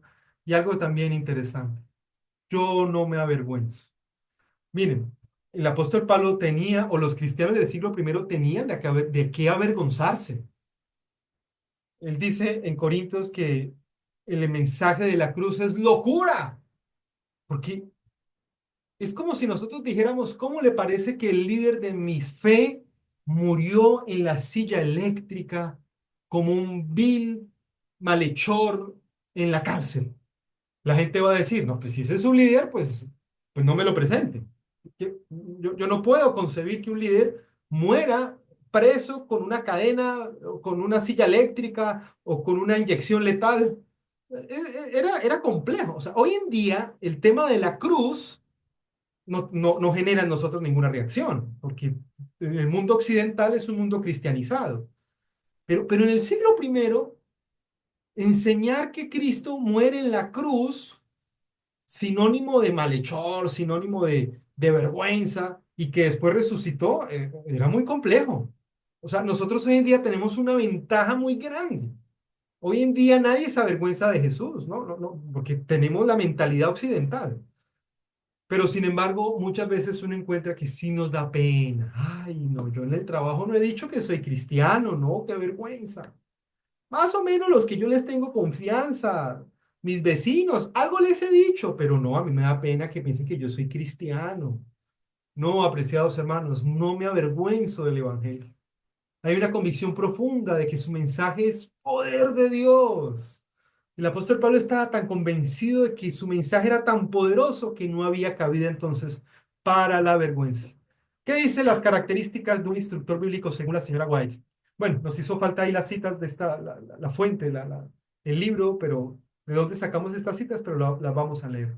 La señora White dice, cada verdadero discípulo nace en el reino de Dios como misionero. El que bebe del agua viva llega a ser una fuente de vida. Y también dice otra cita hablando acerca de las damas. Dios pide obreras fervientes que sean prudentes, cordiales, tiernas y fieles a los buenos principios. Llama a mujeres, y vamos a ponerle aquí, y a hombres perseverantes que aparte su atención del yo y la conveniencia personal y la concentren en Cristo, hablando palabras de verdad, orando con las personas a las cuales tienen acceso y trabajando por la conversión de las almas. Personas a las cuales tenemos acceso. Quiere decir que cada vez que nosotros tengamos la oportunidad de relacionarnos con alguien, sintamos que es la oportunidad que Dios nos está dando para compartir el Evangelio. Si yo estoy en un viaje y se me sienta alguien al lado y llega el momento de la conversación, yo debo decir, Señor, yo sé lo que tú me estás diciendo. Esta es mi oportunidad para evangelizar. Si yo llego a un lugar en un trabajo y las personas que yo veo y están a mi alrededor, ¿qué es lo que yo debo interpretar? Señor, tú me trajiste a este trabajo porque tú quieres que yo a esta gente que está a mi alrededor tenga la oportunidad de darles el evangelio. Señor, dame la sabiduría para hacerlo. Cada vez que Dios nos permita tener acceso a alguien, es porque Dios nos está diciendo, tienes que predicar. Enséñales lo que yo te he enseñado. Muy bien, vamos a continuar porque ya vamos a ir terminando. Características del obrero bíblico. ¿Qué características debe tener una persona que quiere compartir el evangelio? Debe haber una vocación misionera. Cada persona que nace en el reino de Dios nace como un misionero activo. Debemos acudir a la fuente de vida, porque después de que recibimos agua de vida de Cristo, nos convertimos inmediatamente en fuente de agua para calmar la sed de los demás. Entonces, sintámonos como aquellos que estamos cargando agua en un mundo sediento, en un desierto donde todas las personas están padeciendo de total sequedad, sus cuerpos están moribundos, son personas deshidratadas y nosotros tenemos agua. Yo creo que si nosotros algún día vemos personas tiradas en la calle aguantando sed y nosotros con agua, pues vamos a detenernos a darles agua. Tenemos que visualizarnos así. Tenemos agua de vida a un mundo sediento.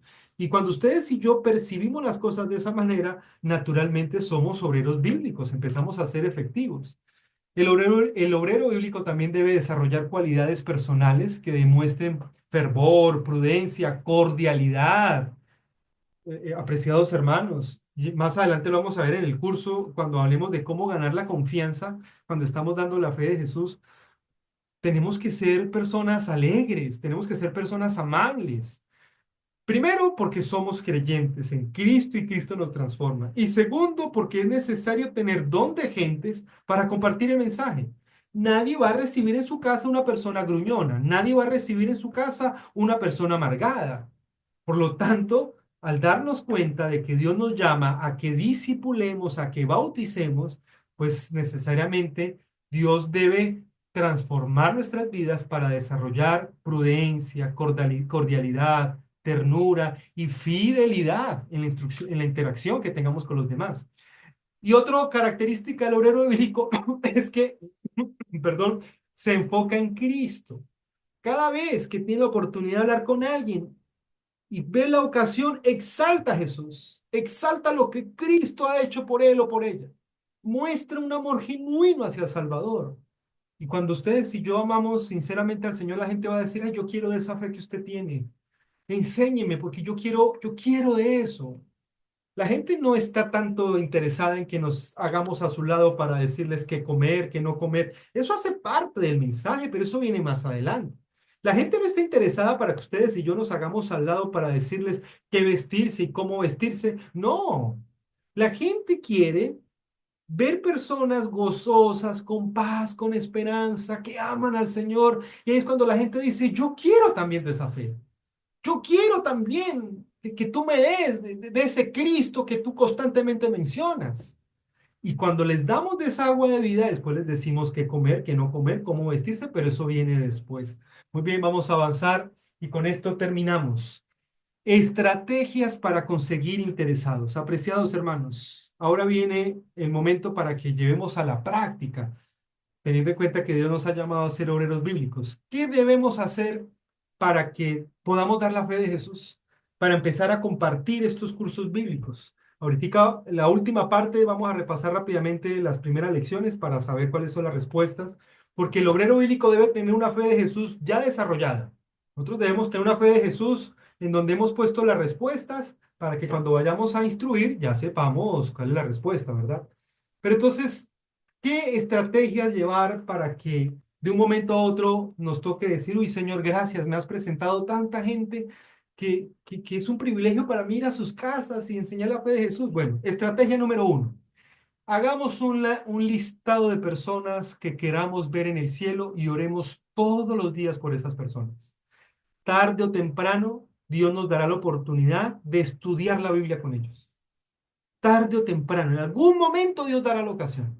Si oramos todos los días por los que queremos que sean salvos, hijos, vecinos, cónyuges, qué sé yo, familiares, amigos cercanos, si los colocamos en una lista de oración y todos los días le decimos al Señor, Señor, yo oro para que estas personas sean salvas, para que ellos te conozcan, el Señor, así como lo hizo con la iglesia primitiva, que dirigió a Felipe, al eunuco, Dios nos va a dirigir en el momento para que empecemos a estudiar con ellos. Eso es un método maravilloso.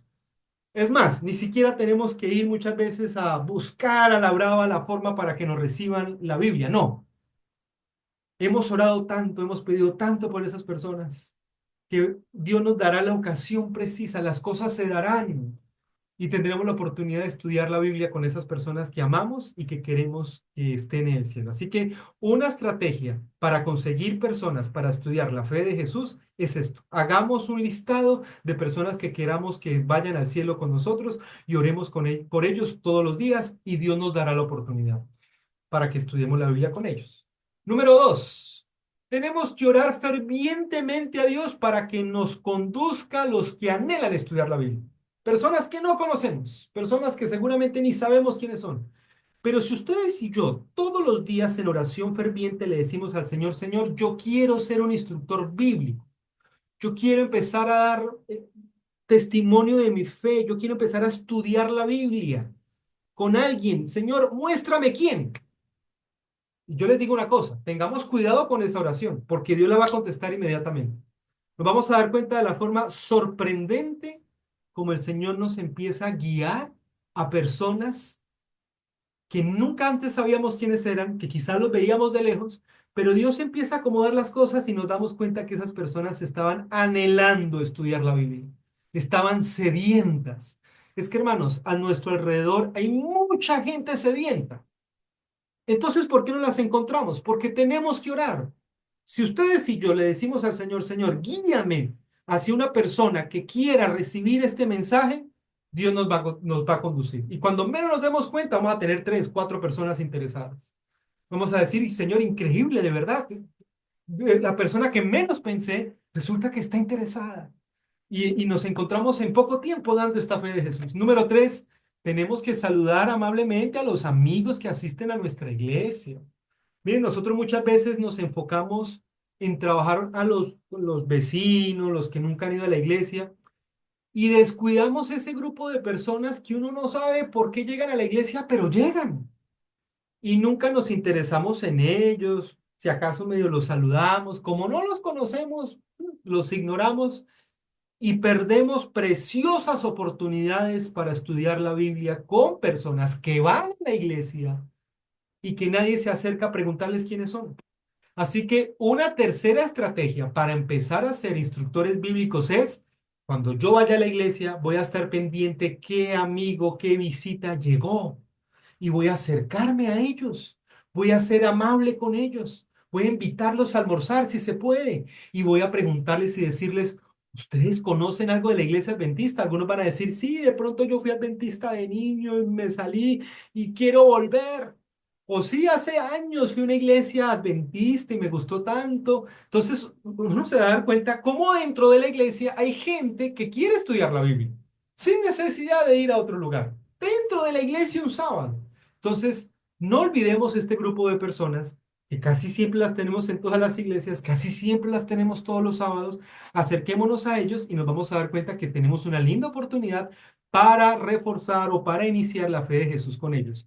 Y número 4, hermanos, que nuestras redes sociales se conviertan en, en un medio para alcanzar personas que quieran estudiar la Biblia. Si hay alguien aquí que tiene TikTok, Instagram, Facebook, no sé cuál otra puede haber, WhatsApp, qué sé yo, que eso sea un medio para decirle a las personas que queremos orar por ellos, que estamos interesados en el bienestar de ellos. Y si lo empezamos a hacer algo tan, estos medios de comunicación, estas redes sociales que son tan masivas, seguramente aparecerá alguien que está interesado. Seguramente va a aparecer una persona que ni conozcamos, pero que a través de lo que hemos publicado, a través de nuestras publicaciones, se nos dé la oportunidad para estudiar virtualmente la Biblia. Así que esas son las estrategias, hermanos. 4 ideas, 4 estrategias para iniciar y ser instructores bíblicos. Naturalmente hay muchas más, por supuesto que sí, pero estas son algunas ideas para que vamos a ser instructores bíblicos. Terminamos repasando rápidamente la fe de Jesús. Apreciados hermanos, las 3 primeras lecciones de la fe de Jesús aparentemente son fáciles, aparentemente usted las mire y dice, ay no, ¿cuántos dioses hay? Pero pueden tener su complejidad. Podemos encontrar personas que nos pueden discutir lo que estamos enseñando y si no estamos preparados, podemos quedar en serias dificultades. Entonces, quiero invitar en los 2 minutos que nos quedan a los que tengan la fe de Jesús que tengan listas las 3 primeras lecciones, porque vamos rápidamente a contestar estas preguntas y si de pronto hay alguna duda, alguna pregunta, pues la hacemos acá para que quedemos claros. Dice entonces la lección número 1, pregunta número 1. ¿Quién inspiró las Santas Escrituras? La cita bíblica es 2 Timoteo 3:16. La respuesta es Dios. El texto dice, toda la escritura es inspirada por Dios. Por lo tanto, yo creo que aquí no tenemos ninguna dificultad. Número 2, ¿quiénes recibieron la revelación? Hebreos 1:1 dice, Dios en el pasado habló a nuestros padres, pero ahora ha hablado a su Hijo. Ahora, el texto no está, Hebreos 1 no quiere decirnos que cómo fue escrita la Biblia, no. Lo que el texto quiere señalarnos es que la mayor revelación de Dios es Jesús. Pero aprovechamos ese texto en donde el apóstol Pablo, que es seguramente el autor de Hebreos, nos dice que los profetas han recibido revelación y que por lo tanto al recibir revelación ellos son los autores de la Biblia. Ahora, la Biblia menciona muchos profetas que escribieron y no están dentro de la Biblia. O sea, no todos los que Dios usó como profetas y no todo lo que ellos escribieron hace parte de los 66 libros que tenemos en la Biblia. Así que de pronto alguien le puede decir, le puede preguntar, o sea que todos los profetas, todos los que Dios llamó, escribieron la Biblia. Algunos. Hay muchos otros profetas que Dios ha usado a lo largo de la historia que lo que escribieron no se encuentra en la Santa Escritura. Pero aquí lo importante es que los que han recibido la revelación, es que aquí hay 2 términos teológicos, inspiración y revelación. ¿Qué es revelación? Revelar significa abrir la puerta. O sea, Dios llama al profeta y le abre una puerta. Dios llama al que tiene el don de profecía y a través de sueños y visiones le muestra a través de una visión, algo que quiere enseñar. Eso es lo que es revelación. Ahora mire lo que dice la tercera pregunta. La tercera pregunta de la lección 1 habla de la inspiración. La inspiración, la pregunta es... no, la fe de Jesús no lo dice. Sí, es que la primera pregunta habla de inspiración y la segunda habla de revelación. Perdón, pregunta 1 y pregunta 2 de la fe de Jesús. ¿Qué es inspirar? Inspirar significa soplar. Viene del verbo de inhalar. Eso es inspirar. O sea, Dios revela y Dios inspira. Revelar le muestra al profeta una verdad. Y ahora el profeta tiene esa verdad en su mente y se sienta a escribir la revelación. Y para que la revelación no se le olvide y sepa escribirla, Dios lo inspira, Dios sopla en su mente para que lo que escriba esté conducido por Dios. Tenemos el ejemplo de Juan. Para Juan era muy complejo ver cosas que nunca antes ha visto. Por eso él dice, por ejemplo, en Apocalipsis 4, la apariencia del que vi tenía jaspe, cornalina. Vi 4 seres vivientes que tenían apariencia de. O sea, él ve algo que no sabe cómo explicar. Así que él dice, bueno, esto se me parece a un león. Este otro ser viviente se me parece a un águila en vuelo. Para que Juan, después de recibir la revelación del Apocalipsis, se siente a escribirlo, Dios le inspira para que lo que él escriba esté bajo la dirección de Dios. Muy bien. ¿A qué se compara la Santa Biblia? A una luz, a una lámpara que alumbra nuestro camino. La respuesta de número 3. ¿Qué beneficios proporciona el estudio de la Santa Biblia? Nos dice 2 de Timoteo que la Biblia, aquí nombra varios beneficios. Nos hace, nos redarguye. ¿Cómo es que más dice el texto? Ya se me olvidó. Nos corrige a fin de que el hombre de Dios sea perfecto. Así que aquí hay que enumerar todos los beneficios. Y es cuando uno le dice a la persona que está estudiando la Biblia, mire, si usted estudia la Biblia corrige, la Biblia redarguye, la Biblia lo hace a usted que su obra cada día sea mejor, sea perfecto. Pregunta número 5, ¿qué beneficios da la Santa Biblia? La respuesta es, según Romanos 15:4, nos da esperanza. Y como dijimos hace un momento atrás, una de las mayores necesidades del ser humano es tener esperanza. Y la Biblia proporciona esperanza. Pregunta número 6, ¿cuánto tiempo perdurará la Santa Biblia? Isaías 48 dice, marchítese la hierba, séquese la flor, pero la palabra de nuestro Dios permanecerá para siempre. Así que hay que decirles, no, la palabra de Dios es eterna, siempre va a permanecer. Hay personas que creen que un día se van a levantar y van a descubrir que la Biblia está en blanco. Hay personas que creen eso. Es que a mí me han dicho que algún día las Biblias van a estar en blanco, que las Biblias van a desaparecer. No, la Biblia nunca va a desaparecer. Siempre, apreciados hermanos, hay que estudiar con los estudiantes la sección que dice ¿qué debo hacer? Porque es que esta sección nos lleva a la acción y el propósito de la fe de Jesús es llevar a la acción a la gente. Así que hay que repasar con ellos qué debo hacer. Cada lección tiene diferentes cosas. Este tiene 4. Tener una Biblia y leerla todos los días. Entonces usted le dice, vecino, vamos a estudiar la Biblia todos los días, ¿verdad? Sí, claro que sí. Número 2, hay que estudiarla con oración e interés. Vecino, hay que estudiar la Biblia con oración. Claro, listo. O sea, estamos aterrizando el estudio. Número 3, aceptar con gozo y alegría aceptarla con gozo y alegría. Número 4, practicar fielmente sus enseñanzas. Y nunca, nunca terminar sin que la persona firme la fe de Jesús. Porque los vamos llevando desde la primera lección a que tome decisiones. Personalmente, este servidor lee la resolución y los miro a los ojos y les digo, vecino, ¿cree usted que la Biblia es inspirada por Dios? ¿La acepta usted como regla de fe y promete usted estudiarla todos los días, vecino? Y la persona dice, sí, yo acepto. Vecino, firme aquí, por favor, en señal de que usted acepta este desafío. Desde la primera lección les estamos motivando a que tomen decisiones. Por eso es que este pedacito que dice mi resolución, nunca tenemos que saltarlo. Lección número 2. Esta es una lección muy compleja si vamos a estudiar con pentecostales unitarios.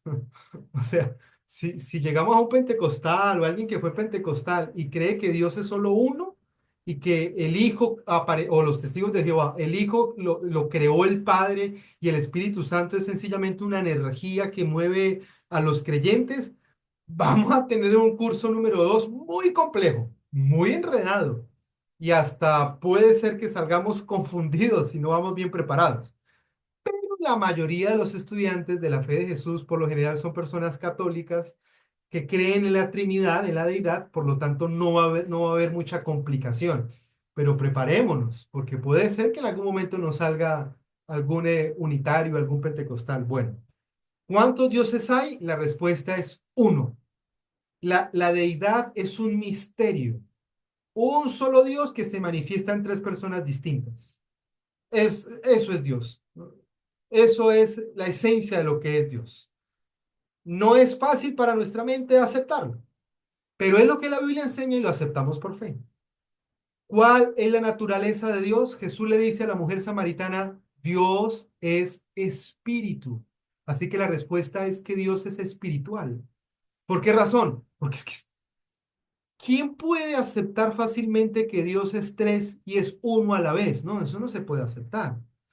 Por eso es que la fe de Jesús nos lleva a la siguiente pregunta. ¿Cuál es la naturaleza de Dios? Como Dios es espiritual, o sea, nosotros no somos seres, nosotros no podemos comparar en este mundo terrenal físico lo que es Dios, porque Dios es espíritu. Ahora, no quiere decir que Dios es espurio, Dios es un viento, no, porque la Biblia dice que Dios tiene manos. eh, Éxodo nos dice que Moisés le vio los pies de Dios, así que Dios también tiene pies. La Biblia nos dice que Dios tiene ojos, o sea, Dios tiene una forma, una morfología, ¿verdad? Pero en esencia es distinto a nosotros.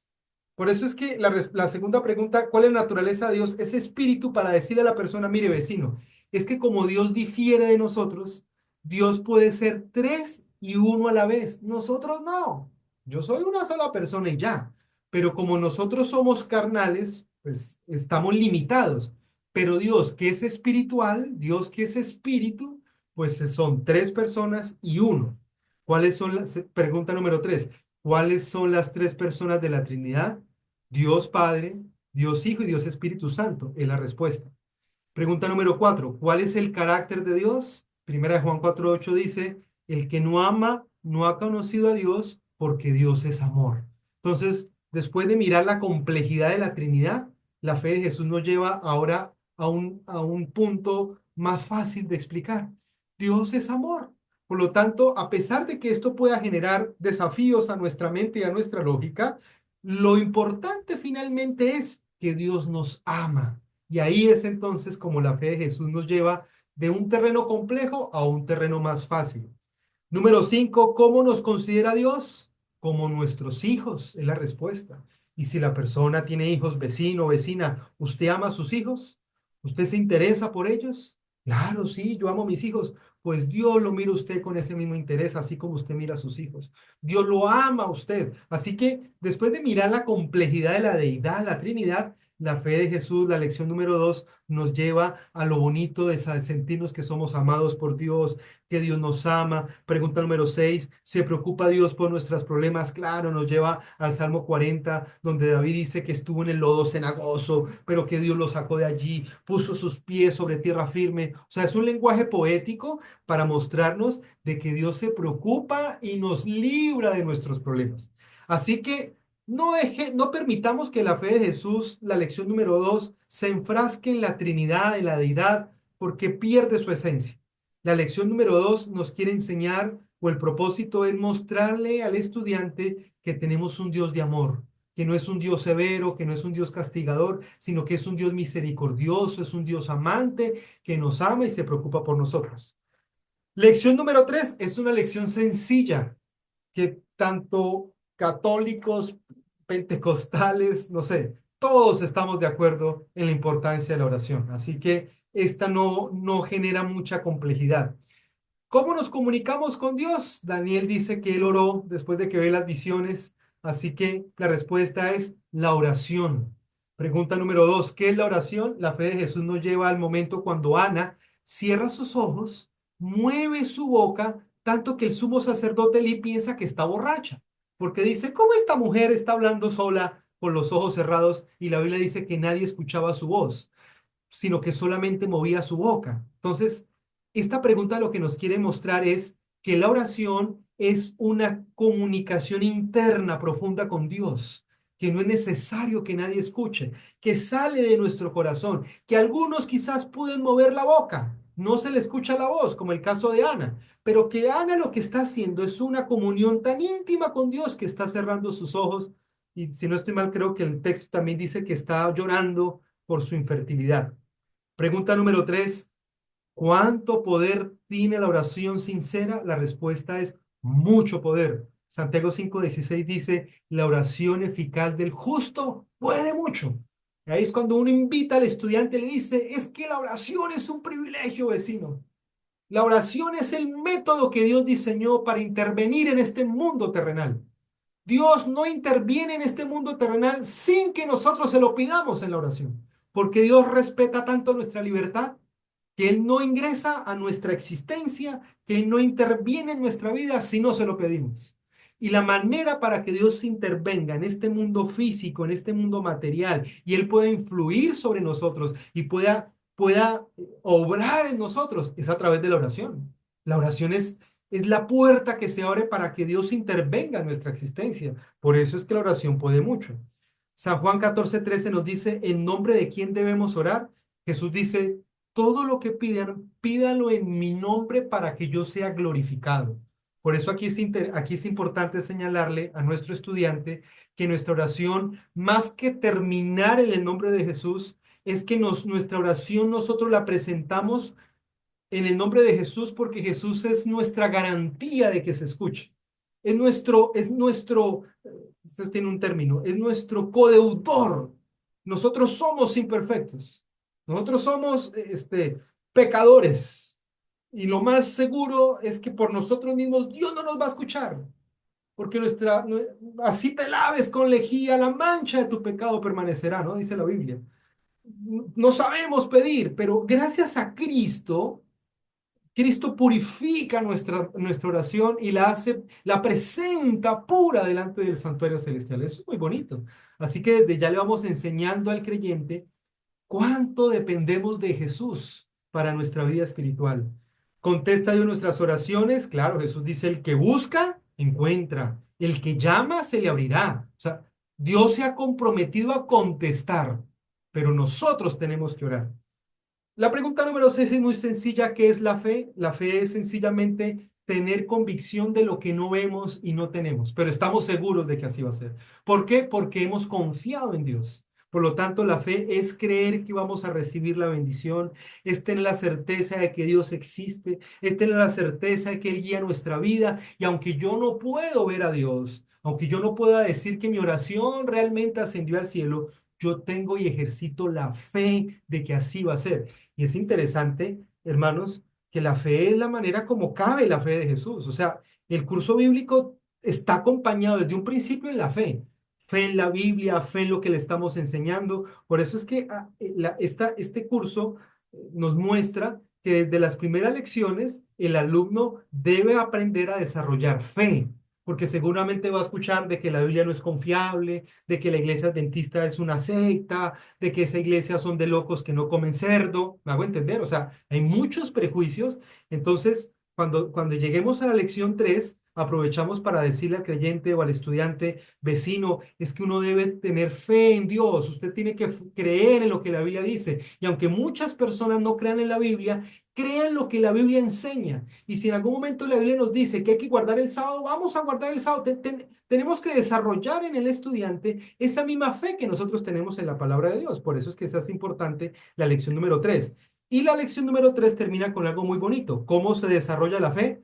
El apóstol Pablo dice que la fe viene por el oír, pero el oír, ¿qué cosa? La palabra de Dios. O sea, entre más estudiemos la Biblia, vecino, entre más usted dedique tiempo a llenar estos cursos bíblicos, entre más usted me reciba aquí en su casa, su fe se va a aumentar. Entre más usted escuche sermones, entre más usted deje de escuchar, qué sé yo, reggaetón, vallenatos, y empiece a escuchar himnos cristianos, su fe va a crecer. Y ya la misma persona empieza a hacer cambios en su vida porque quiere crecer su fe.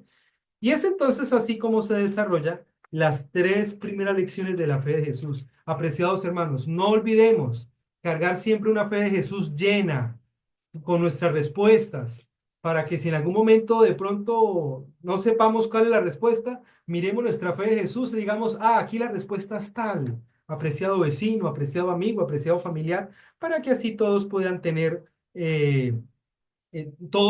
unas respuestas acertadas y se pueda cumplir el objetivo de la fe de Jesús. Apreciados hermanos, muchísimas gracias a todos por su atención. Hemos llegado al final de este curso.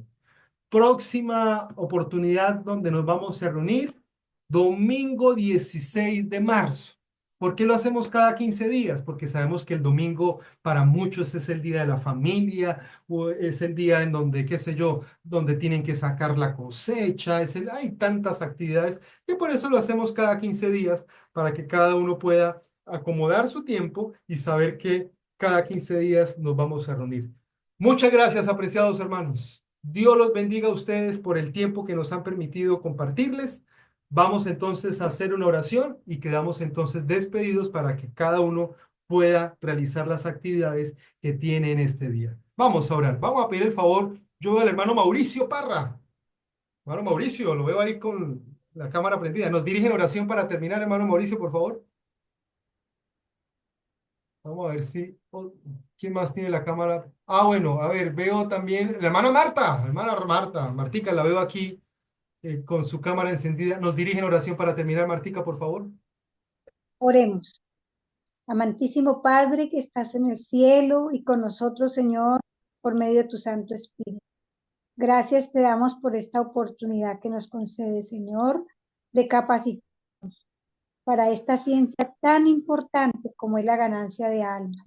Utilízanos, Señor, guíanos hacia esas almas sinceras y danos la sabiduría y entendimiento necesario para exponer tu palabra.